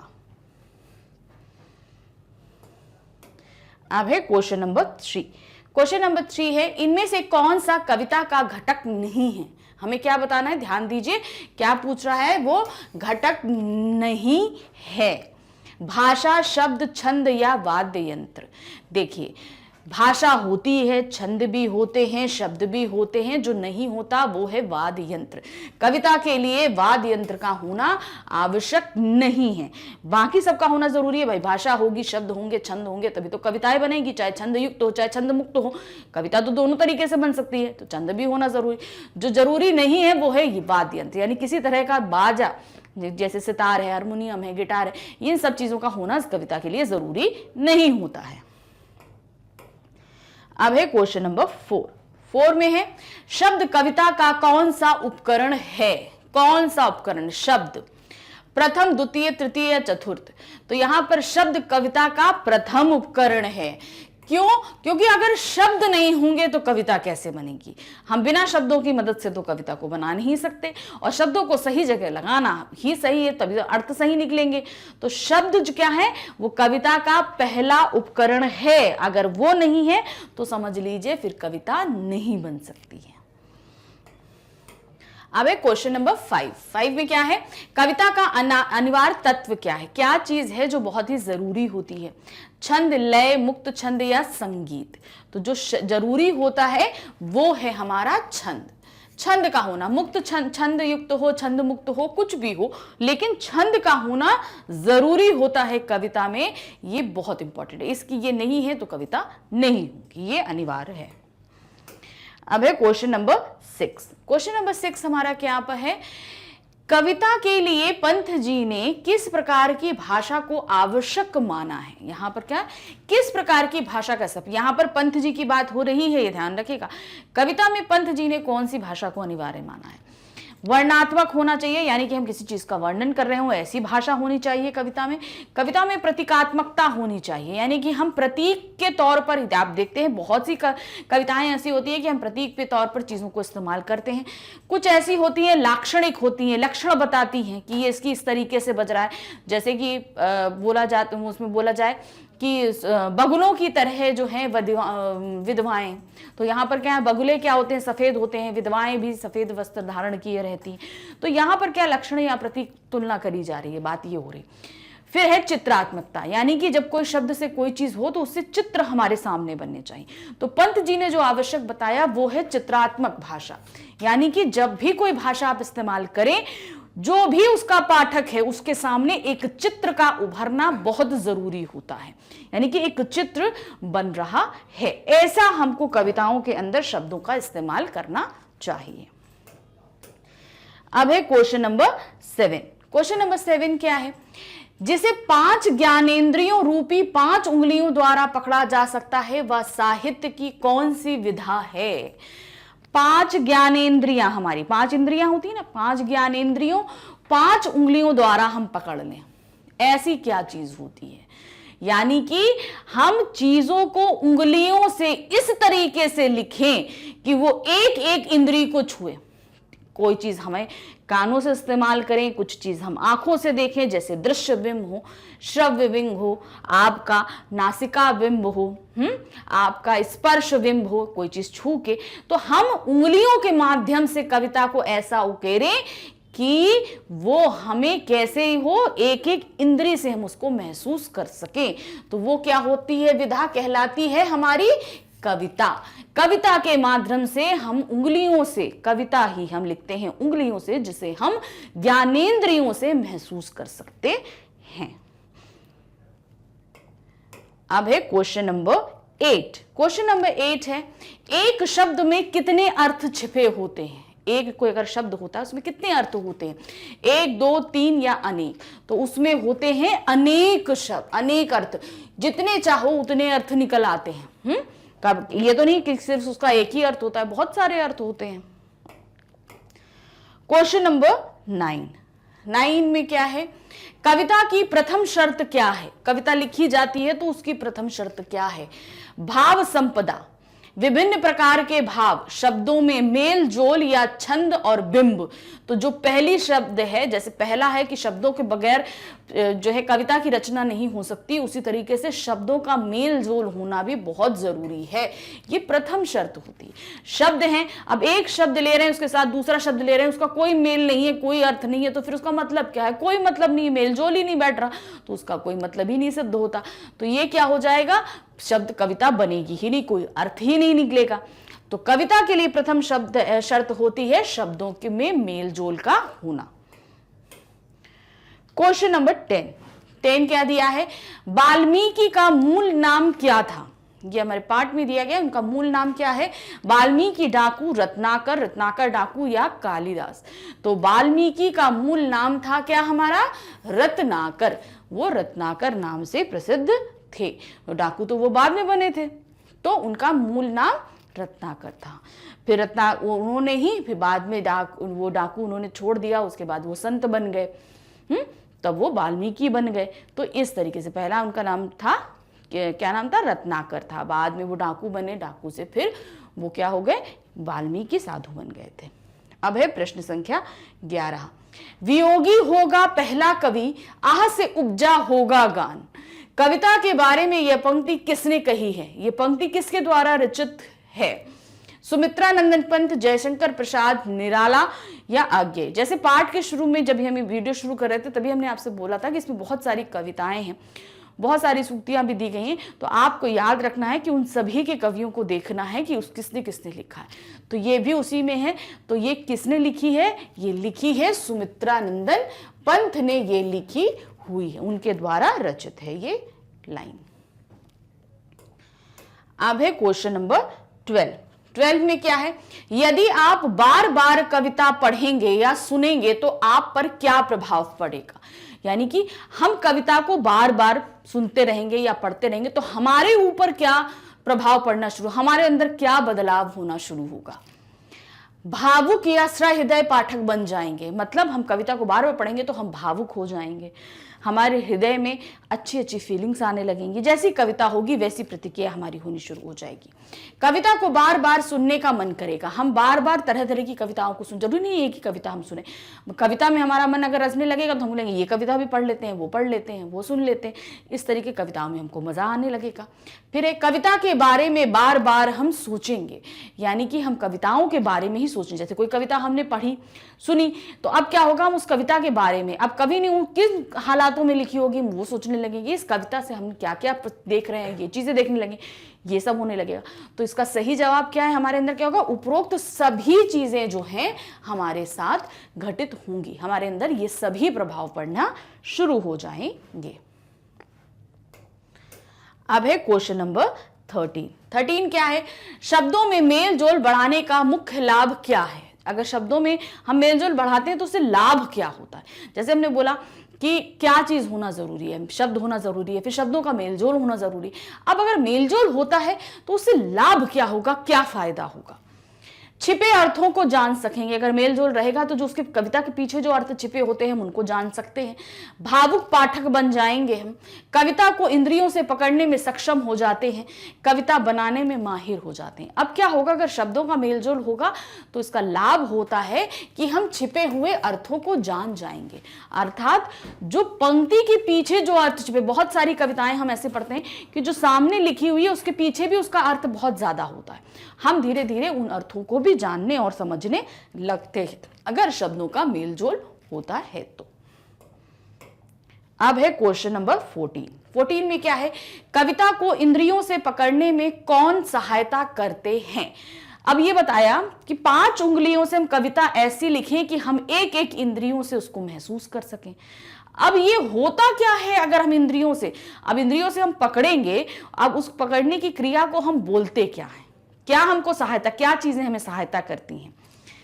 बिंब और छंद, अलंकार, छंद और रस या शब्द। तो ये हमें जो सहायता करते हैं वो हैं बिंब और छंद, जिन्हें हम इंद्रियों, जिन शब्दों को हम इंद्रियों से महसूस करते हैं। जैसे रेलगाड़ी की छुक छुक छुक छुक, तो अब ये जो छुक छुक छुक छुक है ये कविता में लिखी हुई है, छुक छुक छुक। अब ये छुक छुक जो है हम पढ़ रहे हैं, तो ये क्या होगा, ये हम आंखों से देखेंगे थोड़ी ना, ये तो हम कानों से सुनेंगे, ये तो श्रव्य माध्यम हो गया। अब अगर हम बोलेंगे फूलों की मनमोहिनी, गुलाब की मनमोहिनी सुगंध, तो गुलाब की जो मनमोहिनी जो सुगंध है, भीनी भीनी जो सुगंध है, उसे हम क्या करेंगे, उसे हम अपनी इंद्री से महसूस करेंगे, अपनी नासिका से, नासिका बिंब होगी उस जगह। तो ये सब चीजें आती हैं, ये जो कविता में जो चीजें लिखी होती हैं। अब ये छुक छुक छुक और भीनी मनमोहिनी सुगंध, ये क्या है, ये हमारी बिंब है। अब बिंब भी हमारे 5 तरीके के होते हैं। अब उसी तरीके से छंद होते हैं। जब कविता में छंद का होना तो जरूरी है, जब कविताएं में छंद होते हैं तभी तो कविता पढ़ी जाती है। तो ये दोनों चीजें हमें क्या करती हैं, इंद्रियों से पकड़ने में मदद करती हैं। अब है क्वेश्चन नंबर 15। 15 क्या है, कविता में बिंब, चित्र भाषा क्या होती है। अब बिंब क्या होती है, चित्र भाषा होती है, किसी चीज की चित्र बनाती है, किस तरीके से होती है, होता क्या है ये। बिंब से मस्तिष्क में किसी का सादृश्य का चित्र बनता है। हम मतलब एक शब्दों के माध्यम से हम अपने मस्तिष्क में एक चित्र बनाने लगते हैं। बिंब द्वारा बिंब शब्द चित्र है जो कल्पना द्वारा इंद्रिय अनुभवों के आधार पर निर्मित होता है। कहने का मतलब एक शब्दों से एक चित्र बनाया जाता है जिसे हम इंद्रियों से महसूस करते हैं। कल्पना द्वारा भावना को जागृत करना, कोई ऐसी चीज होती है, का और खा दोनों सही है। तो बिंब क्या होता है, इसमें हम क्या बोलेंगे, का और खा दोनों ही सही हैं। मतलब बिंब से मस्तिष्क में किसी का सादृश्य चित्र उभरता है। हम यहाँ पर मस्तिष्क में एक चित्र बना लेते हैं। बिंब शब्द चित्र है जो कल्पना द्वारा, जो हम कल्पनाएं ही करते हैं और वो इंद्रियों से हम अनुभव भी करते हैं। अब है क्वेश्चन नंबर 16। क्वेश्चन नंबर 16 में क्या है, शैली क्या है। शैली शब्द भाषा शैली, बिंब शैली, ये जो होती है, इसको शैली मतलब क्या होता है, इसका शालीनता का नया प्रकार, यानी कि शालीनता का एक नया प्रकार होता है। वाक्य गठन की विशिष्ट प्रणाली होती है, यानी कि हम वाक्यों को जो लिखते हैं हम उसको लिखने के तरीके को जो है हम बोलते हैं शैली। शब्दों में वक्रता, यानी कि हम शब्दों में जो बात बोलते हैं, यानी कि बहुत ही अच्छी चीजों की तरह अच्छे शब्दों का इस्तेमाल करते हैं तब। या शब्दों में अनुशासन, यानी कि हम बहुत ही कसाव अनुशासन रखते हैं, डिसिप्लिन रखते हैं शब्दों में। तो क्या होता है शैली, वाक्य गठन की विशिष्ट प्रणाली को शैली कहते हैं, यानी कि एक अलग तरह की लिखने की तरीके को हम शैली कहते हैं। क्वेश्चन नंबर है 17। प्रतिभा के संदर्भ में सही कथन छाटिए। क्या है, प्रतिभा, ठीक है, उसके संदर्भ में आपको सही कथन इसमें से छाटना है। प्रतिभा हर व्यक्ति में होती है, सही बात है। प्रतिभा प्रकृति प्रदत्त भी होती है, प्रकृति द्वारा दी जाती है। इसे किसी नियम से पैदा नहीं किया जा सकता, लेकिन अभ्यास से विकसित किया जा सकता है। उपरोक्त सभी, तो हम पाठ में देखेंगे ये सभी वक्तव्य हमारे कविता के माध्यम में एकदम सही, यानी कि प्रतिभा इन सभी ये के मामले में सारे कथन सही। क्या मतलब, प्रतिभा हर व्यक्ति में होती है, बस क्या है उसे एक नियम के जरिए हम उभार नहीं सकते, लेकिन अगर हम उसकी प्रैक्टिस करते रहे तो वो धीरे धीरे उभरती चली आती है। फिर है ये प्रकृति प्रदत्त भी होती है। किसी किसी में आप देखेंगे एक टैलेंट ऐसा होता है कि भाई बचपन से ही वो बहुत ही ज्यादा टैलेंट होता है, कोई क्या है धीरे धीरे प्रैक्टिस करके सीखता है। तो ये क्या है, उपरोक्त सभी सही है। क्वेश्चन नंबर है 18। कविता के सभी घटक किससे परिचालित होते हैं। कविता के जितने भी घटक हैं वो किससे परिचालित हो रहे हैं? भाव, परिवेश, संदर्भ या छंद। तो वो किससे परिचालित होते हैं? भाव से। अब अगर कोई चीज में भाव नहीं होगा, फीलिंग्स नहीं होंगी, तो वो तो बेरस है, और कविता तो भाव से भरी होती है। तो ये जितने भी घटक हैं ये सभी जब आप पे काम तभी करेंगे जब उस कविता के अंदर भाव छिपा होगा, भाव अच्छा होगा, तभी ये घटक कार्यरत होते हैं। क्वेश्चन नंबर है 19 में क्या है? कविता लेखन के लिए निम्नलिखित में से कौन सी बातों का ध्यान रखना आवश्यक है? अब नीचे कुछ बातें दी गई हैं, आपको देखना है कि इसमें कौन सी बात कविता लेखन के लिए हमें ध्यान में रखनी पड़ती है। भाषा का सम्यक ज्ञान होना चाहिए। मतलब क्या है? जो समय, जिस समय, जैसे मान लीजिए हम इस समय में तो हमें उस समय की भाषा का अच्छा ज्ञान होना चाहिए। समय के अनुसार जितनी भाषाएं चलती आ रही हैं हमें उनका ज्ञान रहना चाहिए। फिर उसके बाद है विभिन्न काव्य शैलियों का ज्ञान होना चाहिए। काव्य की जो शैलियां होती हैं उसका ज्ञान होना भी जरूरी है कि किस तरीके से कविताएं लिखी जाएंगी। जब हमें शैली नहीं पता होगी तो कविताएं नहीं लिख पाएंगे। छंदों का ज्ञान होना जरूरी है कि भाई छंद आपको पता है कि कितने तरीके के होते हैं, उन छंदों को कैसे लिखा जाता है, उनमें कितनी मात्राएं होती हैं, किस छंद में क्या होता है, ये सभी हमको पता होना चाहिए। तो यहां पर कविता लेखन के लिए ये सभी बातें जरूरी हैं। निम्नलिखित बातों को हमें ध्यान में, सभी बातों को ध्यान में रखना चाहिए। अब है क्वेश्चन नंबर 20। क्वेश्चन नंबर 20 क्या है? निम्न में से कौन सा मत कविता लेखन के संदर्भ में उचित है? अब हमें बताना है जो सही है कविता लेखन के लिए। कविता रचने की कोई प्रणाली सिखाई नहीं जा सकती, कोई प्रणाली सिखाई नहीं जा सकती। प्रशिक्षण और अभ्यास से कविता रचना सिखाई जा सकती है। मतलब इसका कोई नियम नहीं है कि हम सिखाएं, लेकिन अगर हम इसकी हम ट्रेनिंग लें और इसका हम प्रतिदिन अभ्यास करें, यानी कि हम प्रैक्टिस करें, तो आ सकती है। अन्य कलाओं की अपेक्षा कविता रचना सरल है। या का और खा दोनों से। तो यहां पर क्या है कि ये का और खा दोनों ही सही है, यानी कि प्रणाली जो होती है वो सिखाई नहीं जा सकती, लेकिन हम अगर इसको प्रैक्टिस करें तो हमें ये चीज आ सकती है। तो यहां पर क्या होगा? का और खा दोनों ही सही है। क्वेश्चन नंबर 21 में क्या चीज दी है? कविता के मूल में क्या होता है? मूल मतलब जड़, उसी कविता की जड़ में क्या होता है? संवेदना, राग तत्व या उपरोक्त दोनों, या उपरोक्त में से कोई नहीं। तो सही क्या है यहां पर? उपरोक्त दोनों, यानी कि संवेदना भी होती है और राग तत्व भी होता है, ये दोनों ही होते हैं। क्वेश्चन नंबर है 22। अच्छी कविता की क्या विशेषता है? जो हम कविताएं पढ़ते हैं, अच्छी कविता जो होती है उसकी क्वालिटी क्या होती है, क्या बात होती है? वह बार बार पढ़े जाने को आमंत्रित करती है। जो अच्छी कविता होती है वो बार बार कहती है हमको पढ़ो पढ़ो पढ़ो। वह दुनिया से अलग कर देती है। मतलब हम उसको पढ़ते हैं तो हम अपनी ही दुनिया से कहीं ना कहीं अलग थलग हो जाते हैं। वह गाई नहीं जा सकती है, या उपर्युक्त सभी। तो यहाँ पर क्या होता है? अच्छी कविता की विशेषता होती है कि वह बार बार पढ़े जाने को हमें आमंत्रित करती है। कोई भी कविता अगर हमें अच्छी लगे तो क्या होगा? हमारा मन करेगा नहीं चलो एक बार और पढ़ लेते हैं, चलो एक बार और पढ़ लेते हैं। तो अच्छी कविता हमको बार बार पढ़ने के लिए बुलाती है। अब है क्वेश्चन नंबर 23 में है कविता के संदर्भ में सही कथन नहीं है। अब क्या है? कुछ कथन दिए हैं, इसमें जो कथन सही नहीं है हमको वो छांटना है। क्या दिया है? कविता के मूल में संवेदना होती है। ये तो अभी हमने पढ़ा कि भाई मूल में संवेदना होती है। फिर दूसरा, कविता लेखन में कई बार उपकरणों की जरूरत पड़ती है, यानी कुछ इक्विपमेंट्स लेने पड़ते हैं, कुछ मशीनी, कुछ बाहरी ऑब्जेक्ट्स लेने पड़ते हैं लिखने के लिए।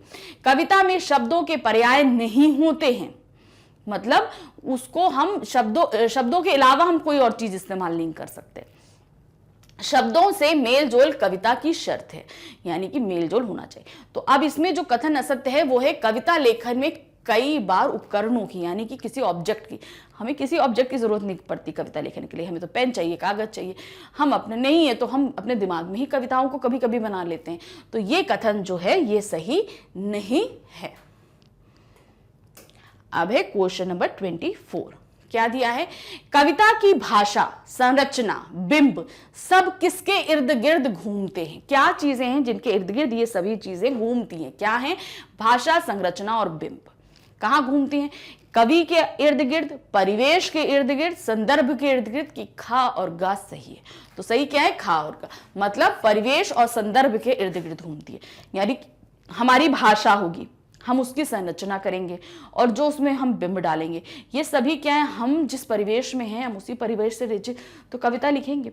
और जो उसका संदर्भ होगा, जिस कारण से हम वो कविता लिख रहे हैं, जिस संदर्भ में हम लिख रहे हैं, वो ये सभी चीजें उसके इर्द गिर्द। मान लीजिए हमने एक क्या देखा, एक बहुत अच्छा सरसों का खेत देखा, हम वहां जाकर खड़े गए, हमको बड़ा अच्छा लगा, दूर रेलवे लाइन जा रही थी, वहां से ट्रेन गुजर रही थी। अब क्या होगा, हमारे मन में अगर कविता उपजेगी तो क्या होगा, वो सरसों का खेत, वो पीले पीले फूल, उनके ऊपर मंडराते हुए भौरे, दूर जाती ट्रेन, तो ये सभी चीजें आसपास के परिवेश पे घूमेंगी, ठीक है। और हमारा पूरा संदर्भ किस पर रहेगा, इन्हीं सब चीजों पर रहेगा। तो क्या हुआ, हमारी पूरी कविता की भाषा, संरचना और बिंब इन सभी चीजों के, यानी कि ट्रेन की छुक छुक, सरसों की भीनी भीनी महक, भौरे की गुनगुन गुनगुन, ये सभी कुछ चीजें बिंब में रहेंगी। तो ये सब क्या हो गया, खा और गा हमारा दोनों ही सही है। अब है क्वेश्चन नंबर 25 में क्या दिया है, कविता रचना के संदर्भ में सही कथन नहीं है। अब इसमें क्या दिया है, क्या चीज सही नहीं है। कविता में संकेतों का महत्व होता है, यानी कि जो उसमें संकेत दिए जाते हैं उनके बहुत इंपॉर्टेंस होती है, बात सही है। यह छंद और मुक्त छंद दोनों में होती है, बिल्कुल सही है, कविता छंद में भी होती है और मुक्त छंद में भी होती है। इसका स्वरूप समय के साथ नहीं बदलता है, यानी कि कविता समय के साथ नहीं बदलती है। कविता लेखन के लिए भाषा का ज्ञान होना चाहिए। तो जो कथन सत्य नहीं है वो है इसका स्वरूप समय के साथ नहीं बदलता। देखिए, अब भारत में जब स्वतंत्रता संग्राम चल रहा था तो उस समय जब कविताएं लिखी जाएंगी तो वो स्वतंत्रता के संग्राम की तरह होंगी। बाद में अगर लिखी गई तो क्या हुआ, भारत की प्रगति के लिए लेके लिखी जाए। आज क्या है, हम भारत आधुनिकता की तरफ लिखी जाएंगी। तो समय समय पर क्या होगा, कविता अपना रूप बदल रही है ना। जिस समय का जैसा दौर चलता है उसके समय के हिसाब से कविताएं लिखी जाती। भाई आज के समय में मोस्टली व्यक्ति क्या लिखेंगे, कैसी कविताएं लिखेंगे, जो चीजें उनके सामने होंगी, जिस चीज से वो सफर कर रहे होंगे। अब जब स्वतंत्रता संग्राम, जब हम स्वतंत्रता सेनानी थे, हमारा देश परतंत्र था, तो उस समय क्या था, हम क्या कर रहे थे, बहुत सारे कवि लेखक जो हैं वो स्वतंत्रता संग्राम में भाग ले रहे थे, उनकी कविताओं में ये सभी चीजें डायरेक्ट इनडायरेक्टली सामने थी।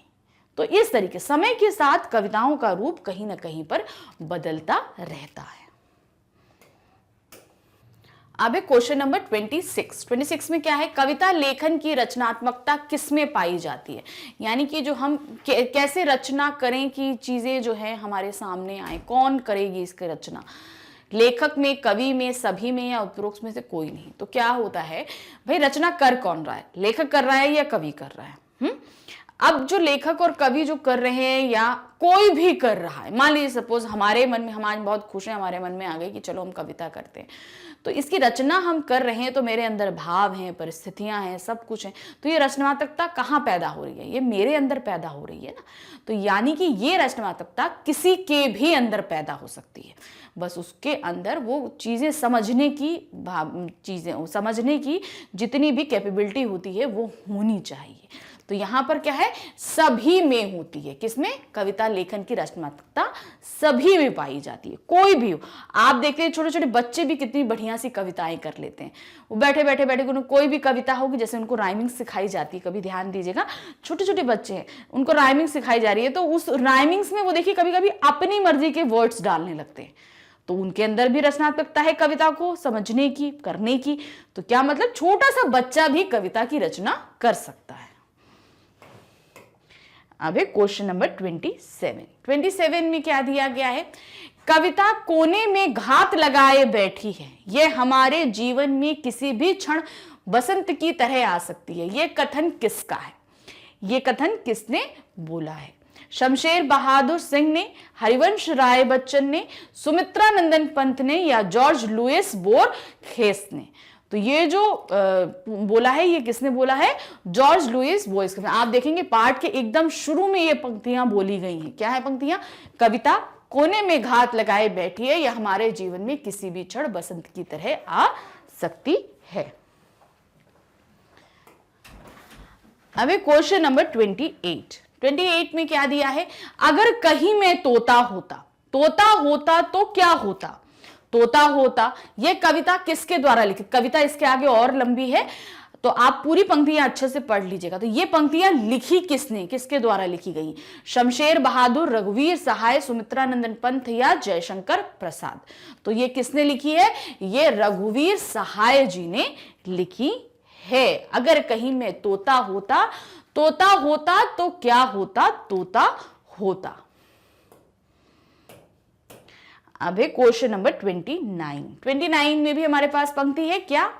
बाबूजी सच कहूं मेरी निगाह में, ना कोई छोटा ना कोई बड़ा है, मेरे लिए हर आदमी एक जोड़ी जूता है, जो मेरे सामने मरम्मत के लिए खड़ा है। ये कविता किस कवि की है? ये कविता किसने लिखी है भाई? ये मोची जो है के द्वारा बोली गई ये कविता है। क्या है? अज्ञेय सुमित्रानंदन पंत, धूमिल रघुवीर सहाय। तो ये किसने लिखी है? ये कविता लिखी है धूमिल जी ने, हमारे सामने प्रस्तुत करी है। क्वेश्चन नंबर है 30 में क्या है? एक जनता का दुख एक, हवा में उड़ती पताकाएं अनेक। ये कविता किसके द्वारा रचित है? ये कविता किसने लिखी है? शमशेर बहादुर सिंह, रघुवीर सहाय, धूमिल या हरिवंश राय बच्चन। तो ये कविता लिखी है शमशेर बहादुर सिंह ने। देखिए आप लास्ट के क्वेश्चंस में आप अगर ध्यान दोगे तो यहां पर हम कविताओं की पंक्तियां आपके लिए लेकर आए हैं। क्यों? कारण सिर्फ हमारा इतना है कि आप कविता की पंक्तियों पर भी ध्यान दीजिए कि ये कविताएं कौन सी है। लेकिन साथ में एक चीज आपको और ध्यान देनी, कविताओं में कुछ लेखकों की हस्तलिपि भी सामने है, उनकी हस्तलिपियों को भी ध्यान दीजिएगा, क्योंकि उसकी कट ऑफ लगा के भी आपसे क्वेश्चन पूछे जा सकते हैं, तो ध्यान उसमें भी दीजिएगा। तो यहां पर हमने अपने इस पाठ कैसे बनती है कविता के एमसीक्यू समाप्त। पाठ का सार शुरू कर रहे हैं। कविता क्या है? हम कविताएं जो पढ़ते हैं तो ये कविता होती क्या है, सबसे पहले हम वो समझेंगे। आचार्य रामचंद्र शुक्ल के अनुसार, आप सभी को पता है कि बहुत बड़े लेखक और कवि रहे हैं, कविता वह साधन है जिसके द्वारा सृष्टि के साथ मनुष्य के रागात्मक संबंध की रक्षा और निर्वाह होती है। यानी कि कविता वो है जिससे हम प्रकृति के साथ संबंध लगते हैं, मगर रागों के साथ। राग यानी कि जो गायन शैली होती है, तो हम जब भी कविता पढ़ते हैं आप देखते हैं उसमें राग रहता है, लय रहती है, छंद रहता है, उसी के जरिए ये कविता बनती है। तो हम यहाँ रागों के माध्यम से प्रकृति के साथ संबंध स्थापित करते हैं और उनकी रक्षा भी करते हैं और अपने जीवन का निर्वाह भी करते हैं। कविता हमारे संवेदना के निकट होती है, हमारी भावनाओं के निकट होती है, वह हमारे मन को छू लेती है। देखिए कविताएं जब हम पढ़ते हैं ना तो बहुत ध्यान से देखिएगा, कभी कभी हमारे एकदम अंदर तक कोई कविता ऐसी होती है हमारे अंदर वो जोश भर देती है। अब जैसे हम लोगों ने बहुत सारी कविताएं पढ़ी हैं। क्या कहते हैं, आपकी घर की याद एक कविता हमने पढ़ी थी, याद है? उसमें किस तरीके से हमारे कवि जो हैं वो जेल में बंद होते हैं, उन्हें घर की याद आती है। सावन से रिलेटेड थी। उसी तरीके से हम अगर रानी लक्ष्मीबाई की कविता पढ़ते हैं, खूब लड़ी मर्दानी वो तो झांसी वाली रानी थी, तो जब हम इनको पढ़ते हैं तो हमारे अंदर, जैसे हम क्या कहते हैं, उसकी रानी लक्ष्मीबाई की हमने कविता पढ़ी तो हमारे अंदर जोश आ जाता है, देशभक्ति की भावना जैसा एक अंदर से जोश उत्पन्न हो जाता है। और अगर हम कोई सैड कविता पढ़ते हैं या माँ से, अब जैसे हम उठो लाल अब आंखें खोलो, पानी लाई मुंह धो लो, तो यहाँ पर प्रेम, वात्सल्य प्रेम हमें सुनाई देता है। उसी तरीके से कोई भी हम उठाकर देखें तो जिस रस में लिखी गई वो कविता होती है वो रस हमारे अंदर पैदा हो जाता है, हमें वो अनुभव होने लगता है। यानी कि क्या है, कविता हमारी संवेदनाओं, भावनाओं से जुड़ी होती है। कविता के मूल में संवेदना, राग तत्व और वह संवेदना संपूर्ण सृष्टि से जुड़ने और उसे अपना बना लेने का बोध होती है। इसके अंदर राग होता है, तत्व होता है, छंद होता है, तो ये सब हमारे अंदर तो पैदा करता है, लेकिन इसी के माध्यम से हम क्या होते हैं, हम सृष्टि के साथ भी जुड़ते हैं। तो ये होती है कविता। कविता यानी कि हमारे अंदर रागों का समावेश करती है और उसे हमें सृष्टि के साथ बंधने का मौका देती है। एक अच्छी कविता की पहचान क्या होती है? अब कविताएं तो हम बहुत पढ़ते हैं, लेकिन एक अच्छी कविता हम कैसे समझेंगे कि ये एक अच्छी कविता है? एक अच्छी कविता की पहचान यह है कि वह शास्त्रीय संगीत की तरह पाठक को इस बात का आमंत्रण देती है कि पाठक उसे बार बार पढ़े। यानी कि कोई कविता ऐसी अगर हमें अच्छी लगती है, अब देखिए ये अच्छे का पैमाना, किसी को कोई कविता अच्छी लगेगी, किसी को कोई कविता, किसी को कोई कविता। अब ये हर इंसान पे डिपेंड करता है। तो हमारे लिए अच्छी कविता वो होगी जिसका हमें बार बार पढ़ने को मन करे, तो वो कविता हमको हमेशा बहुत अच्छी लगेगी। जब व्यक्ति उससे दूर रहता है तो वह रहस्यमयी लगती है और उसके करीब जाते ही उसे बार बार और देर तक सुनने को जी चाहता है। मतलब जब तक हमने उस कविता को नहीं पढ़ा तब तक वो लगता है पता नहीं कविता क्या होगी, कैसी होगी, इसके अंदर क्या होगा, हम ऐसा सोचते रहते हैं। लेकिन जब हम उसको पढ़ लेते हैं तो हम उसके करीब आ जाते हैं। हम जब करीब आ जाते हैं तो उसे बार बार पढ़ने का मन करता है, क्योंकि उसके धीरे धीरे हम जितनी बार पढ़ेंगे उस कविता के अंदर के एक रहस्य हमारे सामने प्रकट हो जाता है, हम उस रहस्य से जीत लेते हैं। कोई भी कविता हो, बहुत सारे रहस्य, बहुत सारी चीजें लेकर छिपी होती, हम जितनी बार पढ़ेंगे उसके अंदर का हर एक रहस्य हमारे अंदर, हमारे सामने आता जाता है। तो ये होती है एक अच्छी कविता। कविता का प्रारंभ, अब भाई कविता हमने पढ़ी तो, लेकिन इसका प्रारंभ कब हुआ, किसने लिखी, क्या हुआ, तो ये भी तो जानना जरूरी है। तो क्या लिखा, वाचिक परंपरा के रूप में जन्मी कविता आज लिखित रूप में मौजूद है। यानी कि ये कब शुरू हुआ ये तो नहीं जान सकते हम, हो सकता है जब से हमने बोलना शुरू किया, मतलब जब से हमें भाषा यानी कि मनुष्यों को जब से बोलना मनुष्य ने शुरू किया तब से ये कविता जन्म ले चुकी हो। लेकिन प्राचीन काल में ये सिर्फ वाचिक रूप में यानी कि मौखिक रूप में ही थी, लेकिन आज लिखित रूप में भी मौजूद है। माँ, दादी और नानी की लोरियां, लोक गीतों, खेतों, मजदूरों द्वारा गाए जाने वाले श्रमिक गीत, बच्चों के खेल के गीत हमारे जीवन के इर्द गिर्द घूमती है। कविता की मनमोहक दुनिया से तो सभी परिचित हैं। अब हम बोलेंगे भाई कविता हमारे समझ में नहीं आती। आप लोगों ने कभी मम्मी से बचपन में लोरियां सुनी होंगी, चंदा मामा दूर के, पुए पकाए पूर के, ये चीज, लकड़ी की काठी, काठी का घोड़ा, है ना, बहुत सारी हमने सुनी है। लोकगीत आप ले लीजिए, अगर आपके यहाँ कोई भी पारिवारिक फंक्शन होता है तो बहुत सी औरतें गीत गाती हैं, तो ये भी कविताओं का ही एक रूप है। यानी कि हम कविता से कहीं ना कहीं अच्छी तरीके से वाकिफ हैं, बचपन से हम इन कविताओं को सुनते आते हैं। तो ये होती हैं कविताएं।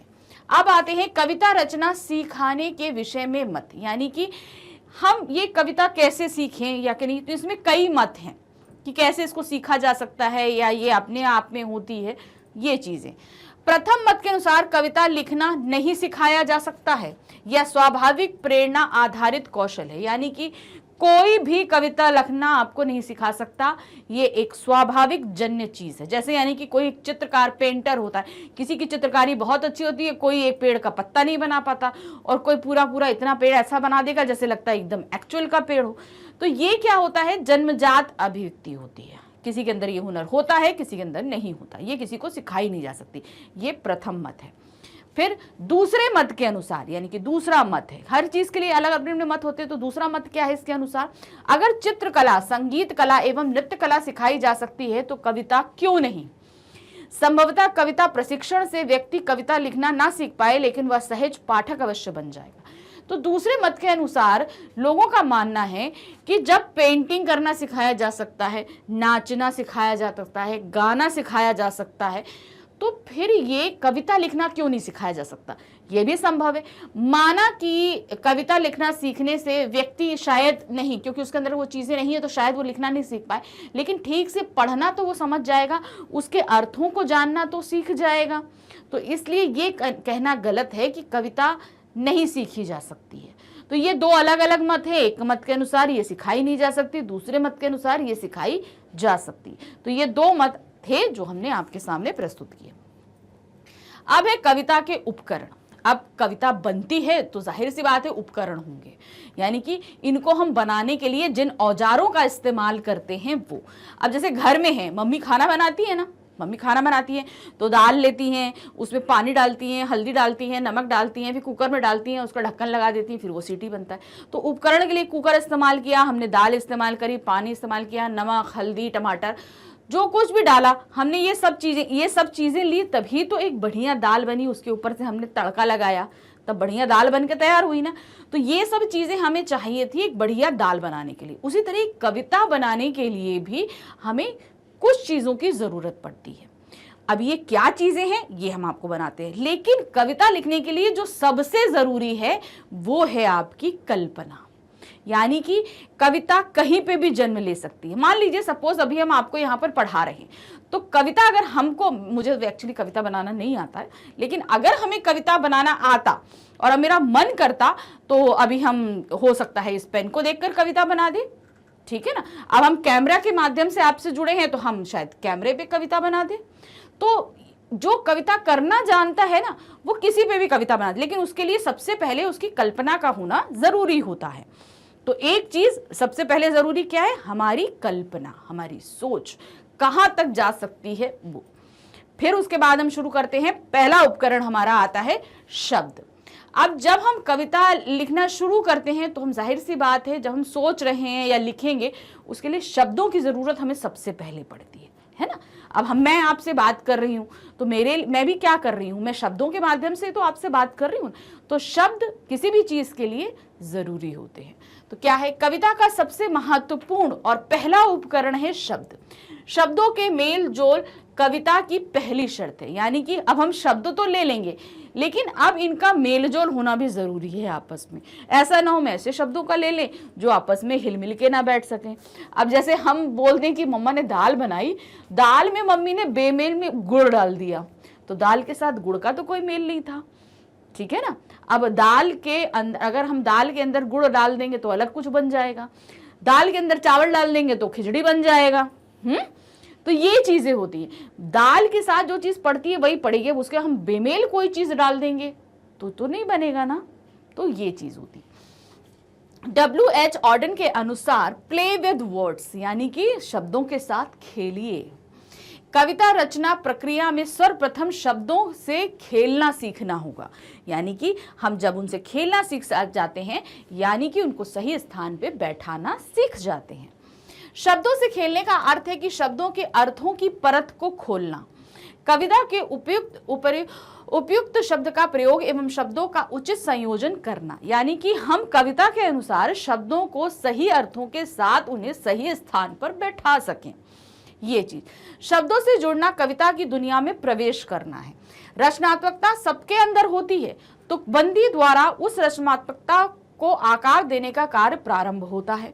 शब्दों का उचित क्रम में संयोजन ही कविता रचना प्रक्रिया का सबसे महत्वपूर्ण पक्ष है।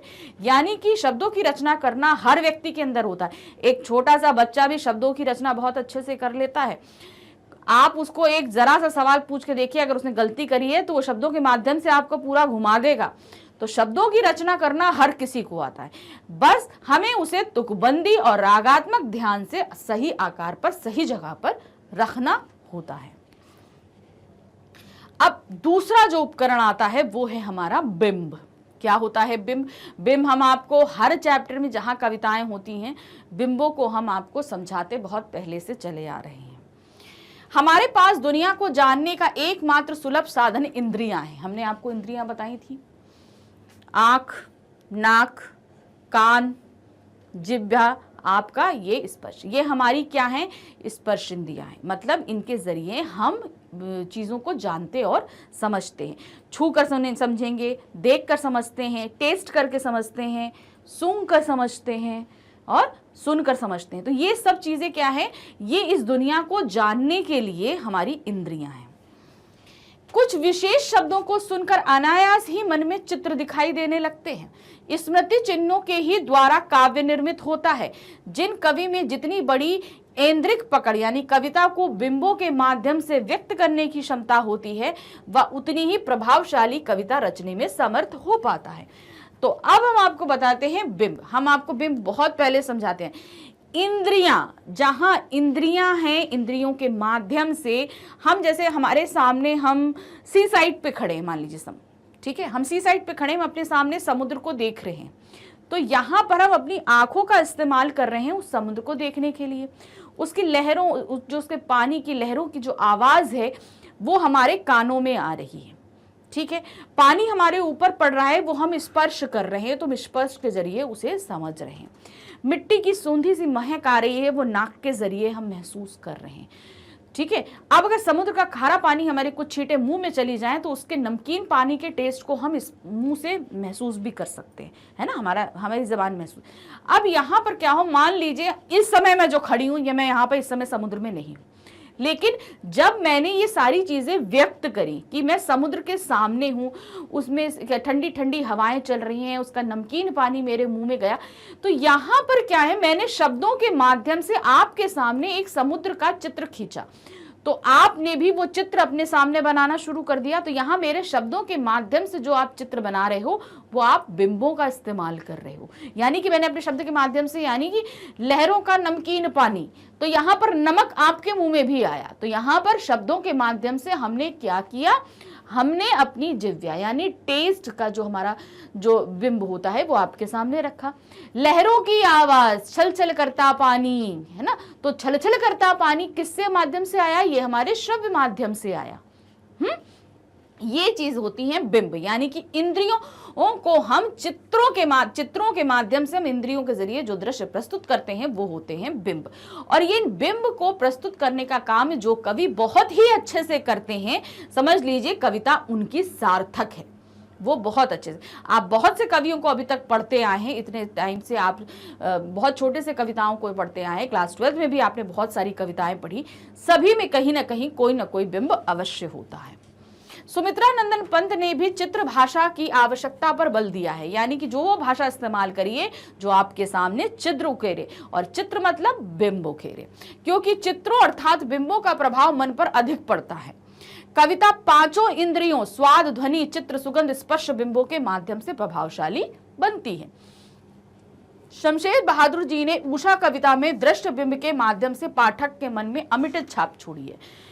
उषा कविता पढ़ी है हम लोगों ने, उसमें किस बढ़िया से उन्होंने दृश्य माध्यम हमारे सामने उकेरा है। तो देखिए क्या दिया है, बहुत काली सिल जरासी लाल केसर से, कि जैसे धुल गई हो स्लेट पर लाल खड़िया चौक, मल दी हो किसी ने। तो यहां पर उषा यानी कि वो समय जब आसमान में एक तरफ अंधकार है और दूसरी तरफ हल्का सा पूरब दिशा की तरफ लालिमा आ रही है, कि मतलब अभी सूरज नहीं निकला है, सूरज से निकलने से पहले आसमान में जो लालिमा होती है, सूरज निकलते ही प्रातः काल आरंभ होता है, लेकिन उससे पहले का समय क्या कहलाता है, उषा काल कहलाता है। उस समय सूरज आसमान में आपको नहीं दिखेगा, एक तरफ आसमान में कालिमा रहेगी, तारे दिखाई देंगे, और दूसरी तरफ लालिमा पूरब में दिखाई देगी, तो वो उषा का समय होता है। वही उन्होंने बताया, बहुत काली सिल जरा से लाल के, यानी बहुत काली सिल यानी कि आसमान काला है और उस पे एक तरफ क्या हो गया, लाल केसर मल दी, यानी कि लालिमा आ गई, कि जैसे धुल गई हो, यानी पानी में किसी ने धुल दी हो, बहुत हल्की सी लालिमा है। स्लेट पर लाल खड़िया चौक मल दियो, यानी कि काली स्लेट पर किसी ने लाल खड़िया मल दियो। तो यहां पर इसके माध्यम से हमने एक इमेजिन किया आसमान, सुबह का आसमान कैसे दिखता है। अब इसके बाद हमारा नेक्स्ट जो उपकरण आता है वो है छंद। ये भी बहुत आवश्यक है कविता के लिए। छंद अर्थात आंतरिक लय कविता का अनिवार्य तत्व है। कविता छंदबद्ध हो या मुक्त छंद, दोनों में लयात्मकता का होना आवश्यक है। मुक्त छंद की कविता लिखने के लिए भी आंतरिक लय का निर्वाह जरूरी है। कवि को भाषा के संगीत की पहचान होनी चाहिए। अब देखिए यहां पर क्या है, ये मुक्त छंद है, यहां पर छंद नहीं है, ये छंद युक्त नहीं, छंद मुक्त कविता है। तो यहां पर भी तब भी देखिए कुछ लय है, आंतरिक लय चल रही है, आप बाहरी लय नहीं देखेंगे तो आंतरिक लय देखते हैं। तो यहां पर छंद का होना बहुत आवश्यक होता है। कविता के घटक, अब ये घटक भी बहुत जरूरी हैं, अगर ये नहीं होंगे तो कविता सही नहीं बैठ सकती। क्या है घटक? पहला है भाषा। कविता भाषा में होती है, इसलिए भाषा का सम्यक ज्ञान होना जरूरी है। यानी कि जिस भी भाषा में आप लिख रहे हैं, यानी कि मान लीजिए आप अभी इस काल में लिख रहे हैं और आप पहले समय के लिख रहे हैं, तो उस काल में जिस तरीके की भाषाएं इस्तेमाल करी जाती थी उस तरह का ज्ञान आपके पास होना जरूरी है, ताकि उस तरह के कुछ शब्दों का आप इस्तेमाल कर सके कविता में। दूसरा है शब्द विन्यास। कविता में शब्दों के क्रम का विशेष महत्व होता है। शब्दों का विन्यास इस तरह हो कि कविता पाठक को नहीं लगे। कविता में वाक्य विन्यास के संकेतों का भी बड़ा महत्व होता है, जहां तक कि दो पंक्तियों के बीच का खाली स्थान भी कुछ व्यक्त कर रहा होता है। तो कहने का तात्पर्य यहां पर यह है कि एक तो शब्दों को आपको सही जगह बैठाना यानी कि सही जगह पर बैठना जरूरी होता है। अब जैसे होता है ना, हम लोग के यहाँ गेस्ट आते हैं, सपोज यही घर में गेस्ट आए तो क्या होता है, सबसे पहले हम बड़ों को बैठाल देते हैं, ठीक है। बड़ों को बैठाने के बाद बच्चे भी भैया सेटल डाउन हो जाइए। जो मध्यम एज के लोग होते हैं वो अगर खड़े हैं या जवान लोग हैं वो खड़े हैं, ठीक है, लेकिन हमसे बड़े जो होते हैं उन्हें हम सबसे पहले स्थान, या जो बहुत बुजुर्ग होते हैं उन्हें स्थान पहले देते हैं। तो कहने का तात्पर्य ये कि सबका एक जगह होती है, उसी तरीके से शब्दों की भी अपनी एक जगह होती है। जब उन्हें हम सही जगह बैठा देते हैं तो वो एकदम सही होता है। शैली, वाक्य गठन की जो विभिन्न प्रणालियां होती हैं उन्हें शैली कहा जाता है। विभिन्न काव्य शैलियों का ज्ञान भी बहुत जरूरी है। कहने का तात्पर्य ये कि भाई हम काव्य लिख रहे हैं, हमने काव्य शैली तो जान ली, लेकिन अब हमें गद्य शैली का ज्ञान भी होना चाहिए, क्योंकि अगर मान लीजिए हमें गद्य शैली का ज्ञान नहीं है तो शब्दों को सही जगह बैठाने का तरीका हम नहीं समझ सकते, वाक्य को सही जगह रखने का, यानी कि हमें सिर्फ एक ही शैली का ही ध्यान नहीं होना चाहिए, हमें बाकी, जैसे मान लीजिए हम छंद युक्त कविताएं लिखना जानते हैं तो हमें छंद मुक्त कविताओं का लिखना भी जरूरी है। हमें दोहे भी जानने चाहिए, शायरियाँ भी जाननी चाहिए, चौपाइयाँ भी जाननी चाहिए, हमें हर तरीके की शैली का ज्ञान होना चाहिए। फिर है छंद, अर्थात कविता का आंतरिक लय जिसका निर्वाह करना कवि के लिए महत्वपूर्ण है। कविता छंदबद्ध या छंद मुक्त हो, छंद की बुनियादी जानकारी आवश्यक है। अब देखिए छंद को अगर आप समझने बैठोगे तो बहुत डिटेलिंग की बात रहा है। इसमें मात्रिक छंद वगैरह होती है, द्विमात्रिक, तीन मात्रिक, त्रिमात्रिक, चौमात्रिक छंद होते हैं, तो इनको आप डिटेलिंग समझोगे तो जो कविताएं लिखते हैं वो इन छंदों को ज़्यादा समझते हैं। हम बेसिकली समझते हैं क्या, जो छंद युक्त और छंद मुक्त होती हैं, क्या चीज़ें होती हैं। जहाँ तुकांत के साथ अंत हो वो छंद युक्त है, जहाँ तुकांत नहीं वो छंद मुक्त कविताएं। ये बेसिक नॉलेज हम आपको दे रहे हैं जो होती, अगर इसको डिटेलिंग में समझेंगे तो बहुत डिटेल है छंद का। अब आते हैं बिंब। बिंब हमने अभी समझे ना, बिंब का शाब्दिक अर्थ है शब्द चित्र। इन शब्द चित्रों के माध्यम से कवि अपनी कल्पना को रूप देता है। स्मृति चिन्हों के ही द्वारा काव्य निर्मित होता है। जिस कवि में जितनी बड़ी ऐन्द्रिक पकड़ है, कवियों को बिंबों के माध्यम से व्यक्त करने की क्षमता होती है, वह उतनी ही प्रभावशाली कविता रचने में समर्थ होता है। यानी कि बिंब, यानी कि आप अपने शब्दों के माध्यम से किसी के सामने कोई चित्र जितनी अच्छी तरीके से उकेर सकते हैं, आपको उतना अच्छा बिंब रचना आती है। जो कवि जितनी बढ़िया बिंब रचना कर लेता है, यानी कि उसकी कविता उतनी ही सार्थक होती है। उसके बाद हम आते हैं समय की प्रवृत्ति का ज्ञान। कविता समय विशेष की उपज होती है, उसका स्वरूप समय के साथ साथ बदलता है, अतः किसी समय विशेष की प्रचलित प्रवृत्तियों की जानकारी भी कविता की दुनिया में प्रवेश के लिए आवश्यक है। यानी कि आप जिस समय में हैं, काल में हैं, अब जैसे हम अभी आधुनिक काल में, अगर आप पौराणिक काल में जाएंगे, उस समय की कविताओं को देखेंगे तो वो कविताएं अलग हैं। फिर उसके बाद आप और आएंगे तो हर काल में आप कविताओं का अलग, तो हर प्रवृत्ति में अलग अलग तरीके से कविताएं लिखी जाती हैं, इसलिए आपको हर काल का ज्ञान आवश्यक है, तभी आप अच्छी पकड़ रख सकते हैं कविताओं में। फिर आते हैं अलंकार। अलंकारों का बुनियादी ज्ञान होना आवश्यक है। अलंकार एवं रसों का ज्ञान कवि के भाव संप्रेषण को प्रभावी बनाता है। अलंकार क्या होते हैं, कविता को सजाने का काम करते हैं। अलंकार मतलब आभूषण, उनके जरिए हम क्या करते हैं, कविता को सजा देते हैं। रस क्या है, वो भावों की उत्पत्ति करते हैं। अब किस कविता से, इसलिए रस और अलंकार का ज्ञान जिस कवि को है वो कविता की रचना बहुत अच्छे से कर सकता है। तो ये था कविता का कैसे बनती है कविता, हमने आपको बता दिया। अब कुछ प्रश्नों पर आते हैं कविता से रिलेटेड। प्रश्न संख्या 1 है, कविता लेखन से संबंधित 2 मत क्या हैं। हमने कविता लेखन से संबंधित 2 मत आपको बताए थे, उन 2 मतों को आपको यहाँ डिटेल में देना है। क्या है भाई पहला मत यह है कि कविता लेखन की कोई निश्चित प्रणाली नहीं होती, ना ही कविता लेखन की कोई प्रणाली बताई अथवा सिखाई जा सकती है। कविता तो मानवीय संवेदनाओं से जुड़ी होती है, इसे एक भावुक और संवेदनशील हृदय ही लिख सकता है। कविता केवल भावुक हृदय में ही उमड़ सकती है, इसे चित्रकला, संगीत कला, नृत्य कला आदि की तरह सिखाया नहीं जा सकता। चित्रकला को रंग, कूची, कैनवस आदि तथा संगीत कला को लय, स्वर, ताल, वाद्य आदि उपकरणों के माध्यम से सिखाया जा सकता है, किंतु कविता में इस प्रकार के कोई उपकरण नहीं होते हैं। कविता को किसी बाह्य उपकरण की सहायता से सिखाया नहीं जा सकता है। कविता अपनी संवेदनाओं को कविता के रूप में प्रस्तुत करता है। कवि अपनी संवेदनाओं को, यहाँ पर पहला मत ये है कि कविता को सिखाया नहीं जा सकता। ये कोई ऐसी चीज नहीं है जो प्रैक्टिस से आ जाए, ये मनुष्य के अंदर अगर संवेदनाएं हैं तो उन माध्यमों से वो कविता कर सकता है। अगर उसके अंदर वो संवेदनाएं नहीं है तो वो कविता नहीं कर सकता। पहला मत ये है। दूसरा मत क्या है? दूसरा मत यह है कि चित्रकला, संगीत कला आदि के समान कविता लेखन को भी सिखाया जा सकता है। भारत तथा पश्चिमी देशों में कुछ विश्वविद्यालयों में काव्य लेखन से संबंधित प्रशिक्षण दिए जाते हैं। इस प्रकार चित्र, संगीत, नृत्य आदि कलाओं के समान कविता लेखन को भी अभ्यास के द्वारा सीखा जा सकता है। कविता के बार बार पढ़ने तथा विषय के जानने से कवि की संवेदनाओं के निकट पहुंचा जा सकता है। इस मत के मानने वालों का विचार है कि उचित प्रशिक्षण और अभ्यास के द्वारा कविता लेखन सफलता से किया जा सकता है।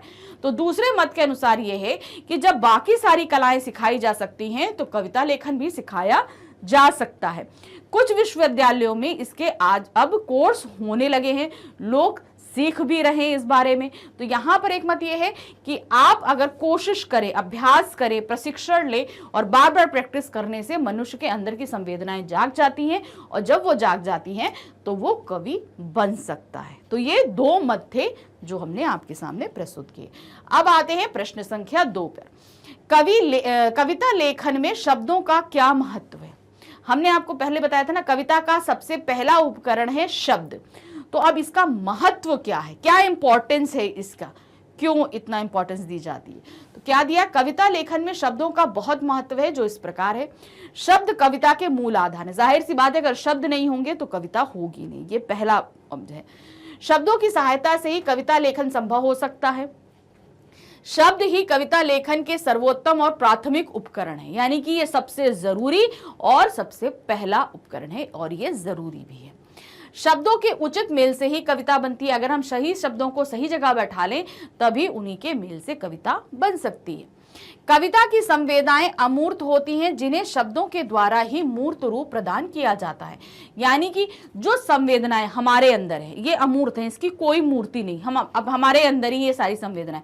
लेकिन अगर इसको हम साकार रूप में सामने रखेंगे, मान लीजिए हमारे मन में अगर भगवान की कोई मूर्ति है तो वो कैसे है, हम उनको सोच रहे हैं, अंदर सोच रहे हैं। अब उसको अगर हम आकार देंगे तभी तो देखेंगे हाँ ये आकार है। तो उसी तरीके से वो हमारे अंदर सिर्फ एक फीलिंग है और जब उसको हम रूप देना चाहते हैं तो हम शब्दों का इस्तेमाल करते हैं उसे रूप देने के लिए। कविता लेखन में कवि शब्दों को छंदबद्ध करता है। अब यहाँ पर क्या है, कविता लेखन जो हम करते हैं वहां शब्दों के माध्यम से ही कविता को छंदबद्ध हम करते हैं। अगर शब्द नहीं होंगे तो हम किसे छंदबद्ध करेंगे, हम कर ही नहीं सकते। तो कैसे करते हैं, जैसे ये दी कविता, दिन जल्दी जल्दी ढलता है, हो ना जाए पथ रात में कहीं, मंजिल भी तो है दूर नहीं, यह सोच थका पंथी, दिन का पंथी भी जल्दी जल्दी चलता है, दिन जल्दी जल्दी ढलता है। तो अब आप यहाँ पर देख रहे हैं कि ये एक छंद युक्त कविता है। तो यहाँ पर क्या किया, कवि के मन में ये था कि भाई वो एक राही है और जल्दी जल्दी घर पहुंचना चाहता है, तो इसके अंदर ये फीलिंग थी। अब इस फीलिंग को उसने क्या किया, शब्दों के जरिए निकाला और उसे छंद में बंद किया और बंद करने के बाद इस तरीके से कविता के रूप में हमारे सामने प्रस्तुत कर दिया। तो ये होती है फीलिंग्स, यानी कि हमारी संवेदनाएं, कोई चीज जिन्हें हमने शब्दों में लिया, बाहर किया और उसे छंद में बंद किया, यानी छंद के अंदर बंद कर दिया और एक कविता का निर्माण कर दिया। क्वेश्चन नंबर 3 है हमारे पास, कविता में बिंबों की क्या भूमिका है। हमने आपको बिंब के बारे में बताया, तो पहले हम बिंबों की भूमिका के लिए पहले उसके अर्थ को समझेंगे। बिंब का शाब्दिक अर्थ है शब्द चित्र, अर्थात जिन शब्द चित्रों के माध्यम से कवि अपनी कल्पना को साकार रूप प्रदान करता है उन्हें बिंब कहते हैं। यानी कि हम अपने शब्दों के माध्यम से जहां कहीं एक चित्र बना देते हैं वो होता है बिंब। कविता में बिंबों की भूमिका, कविता में बिंबों की महत्वपूर्ण भूमिका होती है जो निम्नलिखित है। क्या है, बिंब ही कवि की कल्पना को साकार रूप प्रदान करते हैं। ये बिंब ही हैं जो कवि के अंदर कल्पना के रूप में थे और वो कविता को साकार करता है। बिंब के द्वारा ही आंतरिक संवेदनाएं कविता के रूप में प्रकट होती हैं। अब हमारे अंदर जो कल्पनाएं हैं, जो भावनाएं हैं, इन्हें हम शब्दों के माध्यम से लिखते हैं, लेकिन हम एक दृश्य बनाते हैं शब्दों के माध्यम से और ये दृश्य हम प्रस्तुत करते हैं। जैसे एक फिल्मकार जो है दृश्य बनाता है सिनेमा का, उसी तरीके से यहाँ शब्दों के माध्यम से एक चित्र बनाया जाता है जो आपके सामने प्रस्तुत किया जाता है। तो वो क्या होता है, बिंब कहलाता है। एक अमूर्त को मूर्त रूप प्रदान करते हैं, यानी कि एक जो चीज है ही नहीं उसकी एक मूर्ति हम बना देते हैं। जैसे जनता का दुख एक, हवा में उड़ती पताकाएं अनेक। तो यहाँ पर क्या है, जितनी भी जनता है उन सभी का दुख एक है, गरीबी, बेरोजगारी, ये सभी कुछ। और हवा में उड़ती पताकाएं अनेक, मतलब यहाँ पर बहुत तरह तरह की संस्थाएं हैं, बहुत तरह की राजनीतिक संस्थाएं हैं, सब कुछ है, सब सिर्फ और सिर्फ अपना भला चाहती हैं, मगर जनता की दुख की तरफ कोई भी। तो यहाँ पर क्या है, उनकी यहाँ पर संवेदनाएं थी, जिसे उन्होंने क्या कर दिया, एक बिंब के माध्यम से, ये जो है ना हवा में उड़ती पताकाएं, ये क्या है, एक दृश्य बिंब के माध्यम से हमारे सामने प्रस्तुत कर दिया उन्होंने। प्रश्न संख्या 4 है, छंद से क्या तात्पर्य है तथा कविता में रचना में छंद का क्या महत्व है। अब पहले सबसे पहले समझेंगे छंद का तात्पर्य क्या होता है। वर्ण, मात्रा, यति, गति, लय आदि के सुव्यवस्थित व सुसंगठित रूप को छंद कहते हैं। अब देखिए इसमें कई चीजें तो आप जानते हैं, कई नहीं जानते। तो हमने आपको बताया था ना, छंद को आप एक बार डिटेल से पढ़ोगे तो आपको समझ में आ जाएगा कि छंद होते क्या है। फिर आते हैं कविता में छंद का महत्व क्या होता है। कविता की रचना में छंद को बहुत महत्व है, जो इस प्रकार है। छंद कविता के अनिवार्य तत्व है, यानी कि सबसे इंपॉर्टेंट तत्व होता है। ये नहीं है तो एक कविता पढ़ने का मजा आपको नहीं आएगा। ये कविता को संगीतात्मकता प्रदान करता है, यानी कि हम इसमें संगीत, शब्दों के माध्यम से एक संगीत प्रस्तुत कर देते हैं। ये कविता को कविता का रूप प्रदान करता है, मतलब एक्चुअल कविता का कविता रूप सिर्फ छंद मुक्त या छंदयुक्त, अगर हम छंद में नहीं बांधेंगे तो वो कविता नहीं बनती है। कविता को प्रभावमय बनाता है, यानी कि एक जैसे लगता है एक पानी सा बह रहा है, एक धारा सी बह रही है, सिंपल है, ऐसे उबड़ खाबड़ चीज नहीं होती, ऊपर गई नीचे गई, ऊपर गई नीचे गई, ऐसे जैसे हम बोलते हैं खूब लड़ी मर्दानी वो तो झांसी वाली रानी थी, है ना, इस तरीके से आया। सन 57 में इस तरीके, तो एक लय बनती है चीज में, कोई भी चीज हो ना एक लय के है ना बनती है, तो वो लय या प्रवाह हमें छंद के द्वारा ही प्राप्त होती है। ये कविता को गेयता प्रदान करती है, यानी कि गाना, हम गाना इसी के माध्यम से बना सकते हैं। ये कविता को माधुर्य यानी मधुरता भी प्रदान करता है। तो ये हमारा हुआ आंसर भी खत्म, और इसी के साथ साथ ये अध्याय भी हमारा समाप्त हुआ। आई होप आपको समझ में आ गया होगा कि कविता लिखने के लिए हमें क्या क्या चीजें जरूरत होती है, क्या क्या इंपॉर्टेंट होता है। तो यहाँ पर जो ये चैप्टर हम समझा रहे थे हिंदी का, ये आपके ये जो वन शॉट रिवीजन है, ये सिर्फ आपके लिए हिंदी में ही अवेलेबल नहीं है, ये आपके क्लास 12 के सभी जितने भी सब्जेक्ट्स हैं सभी के लिए अवेलेबल है। तो ये आपको मिलेगा कैसे, इसके लिए आना होगा आपको हमारे चैनल magnetsbrain.com पे। जब आप यहाँ पर आएंगे तो देखेंगे कि यहाँ पर आपके लिए दिया हुआ है सीबीएसई इंग्लिश मीडियम। आप इसे जैसे ही क्लिक करेंगे आपके सामने वन शॉट रिवीजन आ जाएगा। इसे आप जैसे क्लिक करेंगे आपके सामने वो सभी क्लासेस आएंगी जिनमें वन शॉट रिवीजन अवेलेबल है। अब आपको अपनी क्लास सेलेक्ट करनी है, क्लास 12। जैसे ही आप इसे सेलेक्ट करेंगे आपके सामने क्लास 12 की पूरी प्लेलिस्ट आ जाएगी इस तरीके से। अब आपको करना क्या है, वो सब्जेक्ट सिलेक्ट करना है जिसमें आपका एग्जाम या टेस्ट होने वाला है। बस आप जैसे सिलेक्ट करेंगे, सिलेक्ट करते हुए आपके सामने सारी बुक्स आएंगी, उसकी बुक्स आप सिलेक्ट करोगे, उसके अंदर सारे चैप्टर अरेंज मिलेंगे आपको। अब वो सभी चैप्टर आपको क्लिक करके वीडियो देखने हैं जो आपके एग्जाम या टेस्ट में आने वाले। इस तरीके से क्लिक करिए और वीडियो देखते जाइए। लेकिन साथ ही हमारे चैनल को सब्सक्राइब जरूर कीजिए, क्योंकि इसको सब्सक्राइब करने से आने वाले वीडियोस के नोटिफिकेशन आपको बहुत ही इजीली अवेलेबल हो जाएंगे और आपको ये पता रहेगा कि आगे कौन से सब्जेक्ट का वीडियो आने वाला है। इसलिए हमारे साथ बने रहिए और हमारे चैनल को लाइक, सब्सक्राइब, शेयर जरूर कीजिएगा। Thank you for watching. Bye bye.